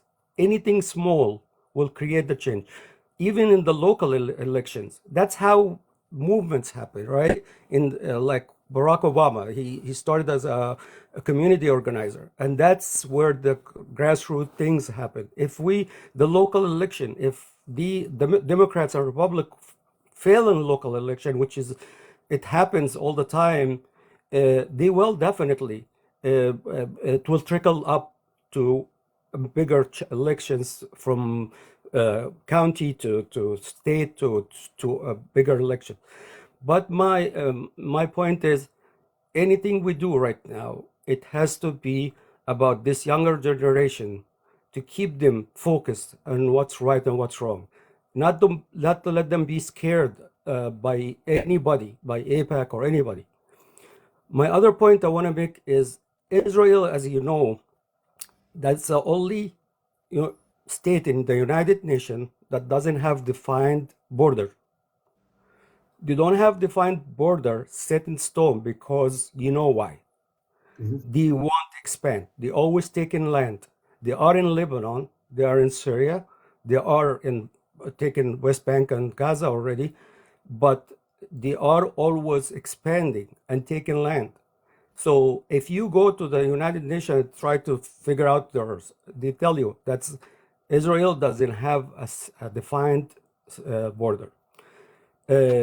And as I told you, I'm not going to continue because I know it's late for you and it's late for me too. But I saw Cory Booker the other day, and I have a couple of restaurants in Newark, New Jersey, and he came to my my store's opening and stuff like that. So I have a kind of relationship with him. His aide is Egyptian, so. And I asked him why he didn't. I mean, normally he greet me very personal, And I asked him why, what's going on with this ceasefire calling. I saw the video you were running, and all of a sudden, he grabbed his phone and ran away from me. You Yeah. understand? It's unfortunate because he knows that I supported him. I did a lot of fundraiser for him. You Yeah. understand? But it's a shame that's we got to that point. That's you cannot face your constituents with the truth. You tell them, even if you tell them that's my opinion. Tell them if you believe there is no ceasefire, it's supposed to be. Yeah. Say it, but don't be a coward about it. That's all. Thank you so much again. Thanks, Joe. Have a good night. Good luck with your businesses. Yeah, New Jersey strong, right? All right, real quickly before we go to the final guest here, I just want to thank everybody for being here. And I have a lot of choices where you go to. There's a lot of great people who do live, so thank you for staying here. For those of you who are here and you're like, who the hell's this guy? I'll tell you really quickly. My name is Chip Barnes. I'm an Army veteran. I live in the United States on the eastern seaboard, not quite as north as Joe, not too far from Washington, D.C. I did go to the pro-Palestine march, the March for Gaza in Washington this past Saturday, which was a lot of fun. Met some great people. A lot of people stopped me and they recognize me from TikTok, which is always fun to meet people who follow you on TikTok. It's fun to do. And just some great people. And it was a great day. It was a little cold, but great to be a part of that. Anyway, so I learned about this issue when I was 21 years old. I'm 56 now. So I've been watching it closely for quite a long time. And I learned about it totally by chance because one of my classmates talked about it, did a presentation on it in our final year in college. We had a political science class, and she did something on the first Intifada, a big uprising in 1987. I didn't have a clue. And all the stuff she told me was like really eye-opening. So it just totally changed my thinking about it. And of course, ever since I've been, sort of a voracious learner about this. And the more I learned about it, the more outraged I've gotten. And even now, this is like the most outrageous of it all throughout the entire, multiple decades. So I just feel for the Palestinian people. I don't know what's going to change when and how, but I do agree that there's more eyeballs on it than ever. And more people are seeing the actual actions of the Israelis, not the talk, not the propaganda. So that's the only good that's come out of this, I think. And I think it is a change. I don't think that things with Israel are ever going to be the same again. And I think they kind of dug their own hole, unfortunately. They could have probably had a more proportionate response, not let their ego and their greed and their mania take over, and maybe just done some surgical stuff and maybe done, whatever. And they probably wouldn't be in this predicament, but I think they've signed their death notice. I hate to say it. Not that the people are going to, I don't mean the people. I mean the regime and the structure of the government and just the whole thing that is the apartheid structure. That's going to have to go. And I think no one's going to give up until it does. It may be a lengthy struggle, but I think it's in the sights. That's what I think. That's my opinion. I hope that's right, but I don't wish any ill on people who are Jewish. I want to make it very clear. This is not about people. This is about the entity and the governing structure and the mindset of Zionism. Okay, we have our last guest coming on here. Riri. What's up, Riri? Hi, Chip. How are you doing? Okay. Most of what I wanted to say is an echo of the first part that Joe was talking about. I was actually interacting with the discussion about the U.S. election in the comments, but unfortunately, I was leaving like very general comments, but unfortunately, it seems like someone was reporting anything I was commenting, and I was muted from the comments till the end of the live. That's why I wanted to just chirp in here and just make my voice heard, because I live for not being silenced anymore. So I just wanted to mention, and for those who don't know who I am, I'm Palestinian. So, and the reason that the U.S. election is an important topic to me and to a lot of other people in the world is really because the U.S. Government directly affects important aspects of our lives, including our safety, other aspects. I'm going to try to be general here. But for obvious reasons, of course, for Palestinians. And I wanted to say that I hear a lot of people talk about who they're going to vote to, and I understand that there is the two-party system, and then there is the electoral electoral college. And what I wanted to say is people shouldn't really just worry about that. No matter who you're going to vote to, that's not going to win. If you wanted to vote outside of the two-party system, what we are hoping that you would do for us is, even if the person that you want to vote to that aligns with your values is not part of the two-party system, they're not going to win, still please vote for them, because these numbers are going to be seen. These votes are going to be seen, and every vote is going to be a voice heard, and people are going to, like the U.S. government and even other people, younger generations, are going to start to notice that the number of people who voted outside of the two-party system is increasing, and they're going to start to be curious and learn more and more, because we assume that everyone knows what we know. No, people live in bubbles, unfortunately. So even if they don't win, this is going to be the first step towards change. There's the 3% theory about making change. You need to change at least 3%, and then things start to like a domino effect. So please, I urge everyone to think about who you elect is going to affect people's lives outside of the U.S., not just internally. And even if this doesn't change now, hopefully this will change in the future, because people who are running for elections are going to say, oh, Americans care for humanitarian causes. They care about our external policy, external politics, not just internal politics. And that's all I wanted to say. I was trying to leave it in the comments, but unfortunately I wasn't able to. That's a lot to say in comments. I appreciate that. Okay, thanks a lot, Riri. Thank you. Take care. Yeah, I don't know if Joe's still here. I don't know if Joe checked off, but some people were asking about your restaurants. I meant to ask you that while I had you on here, Joe. Did you want me to announce it? Because I'm happy to do that. I didn't know if you wanted to keep that confidential or not, but if you want to tell me the name of one or more of if they're different names or if it's a chain, I'd be happy to share that with the group, because we want to help each other out here and support each other. It'd be nice if Joe got like 1,000 new customers. Wouldn't that be cool? If hey, we're coming in from TikTok Live, Joe, it's a table for 30. That'd be pretty cool. Anyway, so I will be going live again tomorrow at noon. I'll just say my schedule one last time. It's Monday, Wednesday, Friday here on TikTok from 8 p.m. Eastern time to 10 p.m. Eastern, and then Tuesday, Thursday, Saturday, like tomorrow, from 12 noon until 2 p.m. Eastern Time. And I get a real kick out of doing these things. It's a lot of fun. I've been doing it for about a little over 2 months, doing the lives. I also have a bunch of videos, so if you want to check out, some people just make lives, but I do both. I kind of enjoy both. Although my videos are kind of very basic, but it's usually me walking with the dog. But oh yeah, Nader Who's here. Let's put Nader on. So yeah, here comes You did. Hey, I just wanted to say hello. How you doing, my friend? Good. Yeah, we were just telling the audience about my schedule really quickly, but how are you doing? I'm doing all right. I was about to get down, and then I looked in there and I saw you were up here, and the invite thing, it just showed that you weren't busy with other guests in your thing. I said, let me take advantage of that and come on in Yeah, and so say why hello. don't you tell the audience who you are so they have an understanding. Who's Nader Who? Nader Who? Nader who? Yeah, guess. No. So I'm a guy that lives. I'm a Palestinian American that lives here in the Washington D.C. area, not too far from Chip. Maybe what is it? About an hour and a half away, maybe About an something like that. hour. About an About hour. an hour away. And I work in broadcast news for a foreign language network in the Arabic language here in Washington D.C.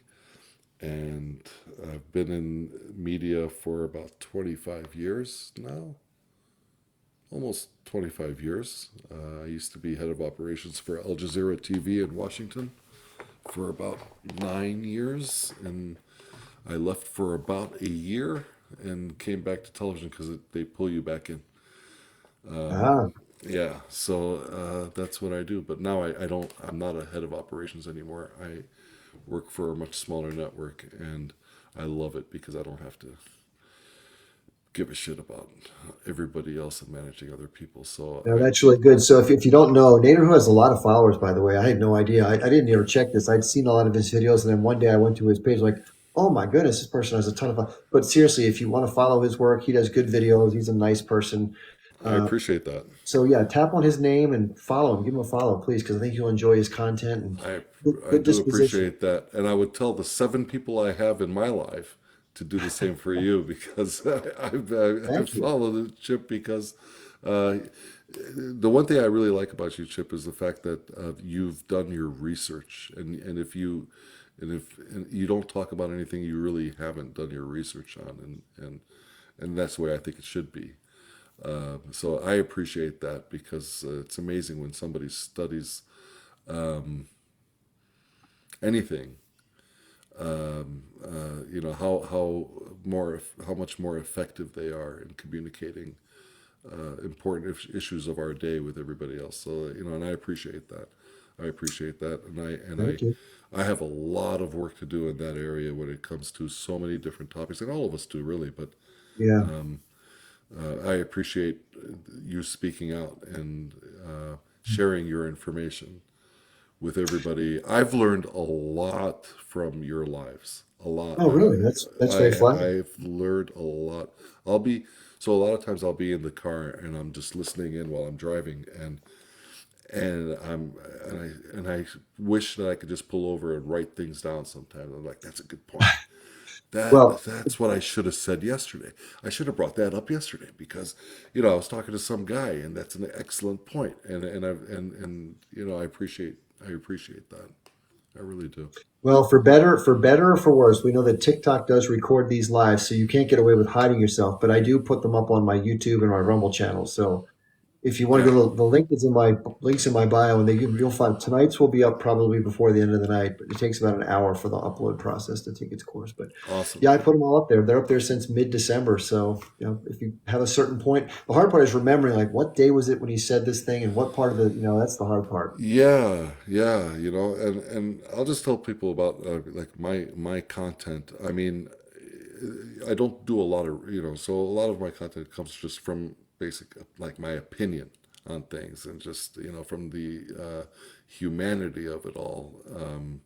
I'm not out here to try to show that like, here's what you have to believe or here, you're wrong. I don't judge anybody. I know you don't judge anybody for, I saw the other day when I popped up in your live and there was that That woman, she was, I forgot her, God, was her name Dee maybe? Or she was an African American woman, and she was very pro Israel. And you had Yeah, remember just her. asked her, yeah, and the way you communicated with her, and she was very, very respectful and polite, and the way you handled that, and there's so many people here on social media and on TikTok especially that just start debating and just you know and from both sides that it's kind of I get embarrassed and I'm not even involved in it, and the way you handled that, that by the time that you were done discussing with her, that she actually said, okay, I got to do some research. I gotta, okay, I Yeah, see that that. was the one where we talked about being stuck in the basement of the house. If somebody came in your house Yes. and shoved you in the basement, and every once in a while they threw some stuff down the stairs to make the place smell better, or whatever. It was just like you should get her head around that idea. That was the whole point of Yeah, that. yeah, and so for everybody else, I mean, my videos sometimes are just about experience. I mean, I lived in Palestine. I lived in the West Bank for about 6 years. I was born and raised in the United States, but when my parents retired young and moved back home, and took me with them. I'm the youngest of my siblings, and I was 10 years old when I went there, and I stayed there for 6 years. I came back to the States for my senior year in high school, and actually in Maryland. And so I do have the experience of pre Oslo in the Mm. 80s living in the West Bank. And Can that's you just tell people the difference? What happened after Oslo in terms of A, B, and C? They might not know what that is. Yeah, the West Bank has been under occupation by Israel since 1967, and I know a lot of people know that. And uh, in the early 90s, when during the Oslo negotiations, there was a series of agreements that were agreed upon between the PLO and Israel, that there would be some sort of kind of self governance in the West Bank and in Gaza that would lead up to hopefully the talk actually of a state, not a state, but the talk of negotiations. And so you have different areas of the West Bank that were labeled as Area A, B, and C. We, by the way, Area A is controlled, or let's not say controlled, but has some self governance by the Palestinian Authority there. Area C is to be negotiated in the future. Let's see where that goes. But Israel has been taken that land. And we have some land that has been taken recently, actually, there in Area C, not too far from my mother's home, that has been taken for a road. I know I'm going all over the place, but the thoughts It's for okay. a road to a Israeli settlement, an illegal Israeli settlement on Mm. land that was illegally taken from my mother in the past, my mother and her sisters, Yeah. and so but the difference is pre Oslo and post Oslo is, and you'll hear a lot of Palestinians amongst themselves say this, is at least before Oslo you knew who the enemy was. You knew who the enemy was. Everybody had Israel as the enemy. Not that the Palestinian Authority is the enemy, but because the Palestinian Authority also has security relationships with Israel, they Yeah. they cooperate on security, or they're supposed to. That sometimes we say at least before you knew who your enemy was. Now it's like you don't know. They're cooperating on Yeah. security. So, but the difference before, we had less checkpoints before Oslo. We didn't have the wall. I'm just talking about the obvious differences. Yeah. We were, a Palestinian in Ramallah was able to go to Jerusalem, was able to go to Tel Aviv, was able to go to Eilat. There were very few checkpoints. They existed, but very few, not like today. So a 10-minute, what would have been a 10, 15-minute trip to another town from Ramallah in the 80s, for example, right now could take you 2, 3 hours just because of all the checkpoints and the rerouting, and you could also get turned away and turned back. So there's a lot of differences, but it's still worth a visit for anybody that's able to go. One of the misconceptions is that, the Palestinian people hate us as Americans, and it's really far from the truth. They hate American foreign policy. That's the only thing they really hate about America is American foreign policy. Sure. But if you go to Ramallah and you see how many Americans are there and how much they love being there among the people and how well they're treated, you'd be amazed. If you didn't know it before, you'd really be amazed. My father, I remember when we first moved there, my uncle's lawyer from Cleveland, Ohio, who is Jewish and wanted to go visit the Wailing Wall in Jerusalem and the holy sites. And my uncle told him, here's my brother's phone number, my father. Call him, and he'll take care of you. And he did. He came over there. He came to our house. And it was kind of strange because we didn't really have Jews in our neighborhood before. But, this was my uncle's lawyer, our friend. And he came over with his family. And I was so excited because living there for a couple of years without seeing any real, Americans was pretty cool to have them in my house. And he had 2 teenage kids with him, his son and daughter. And we got to sit down and they were sharing with me their music, what was new in the States, because I had been there and I've been out of touch, and it was really cool. And going to our neighbors and saying, here's our friends from the United States, they're Jewish, and nobody cared. They thought it was strange. I'm not going to lie. They thought it was weird because of the situation. But nobody showed them any hate. That's There were good. so many. There are so many, even in Ramallah today, American Jews that are pro-Palestinian that are there. That we wouldn't tell the difference. You wouldn't know that there's. Yeah, it's good. It's worth a visit. It's worth a visit. Definitely. Yeah, but we should all be so lucky to go sometime. I hope I can. I really do. It's something. It's on my wish list for sure. Well, whenever that decision is made, whenever you're able to, then we'd have to coordinate that one because I'd love to show you around. Yeah, Absolutely. that'd be great. I'm sure the Israelis would love to give me a little bit of a lesson before I get into them. No, Like no, to it's talk not. to me a little bit. It's not too bad. It's not too bad. I hope not. No, no, no. It's not too bad. Like I ask my mother every time I talk to my mom. I ask her how is it over there, and she said, "Oh, here it's fine. It's Gaza, that we're worried about." I mean, but there, I mean, look, when she says it's fine, it's relatively fine, but it's not fine. Every day that you still have people being unalived, and you have children being taken as prisoners, innocent adults taken as prisoners. It's not fine. You have still people's land taken. You still have villages that are being taken. I mean, you have villages where people are being displaced and they're being kicked out. You have these illegal settlements and illegal settlers that are coming down to towns and villages and burning cars and just the threats. Sometimes it's just the threats that, hey, leaflets being put on windshields on cars saying you have 24 hours to leave, go to Jordan. And Wow, yeah, just to scare people. unbelievable.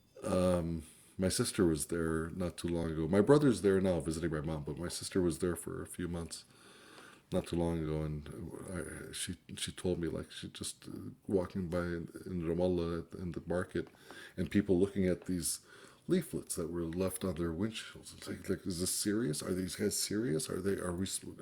What's going to happen tomorrow? and people just Wow. decided not to. Some people actually sent these leaflets to the military, but realized that when these settlers do whatever these settlers do, the military is right behind them, right beside them, just watching them, allowing it to happen. And Yeah. when Palestinians try to defend themselves against them, it's the Palestinians that gets hurt. Mm. So, and these are things that, I mean, I know there's going to be a pro-Israeli or Zionist out there that is going to say, "Oh, that's not true." It's very common for me to get comments like, "That's a lie. That's not true." These are just things you can watch on YouTube. You can see it for yourself. These are things that Sure. happen every single day. And I wish they didn't happen, but they do. And a lot of people will say, "Well, don't you care about any other issue?" Of course we do. Palestine is just. I just want to say before I drop off here, but I just want to say that Palestine is different only because you're not allowed to talk about it. We're shadow banned for talking about Palestine. We're Yeah.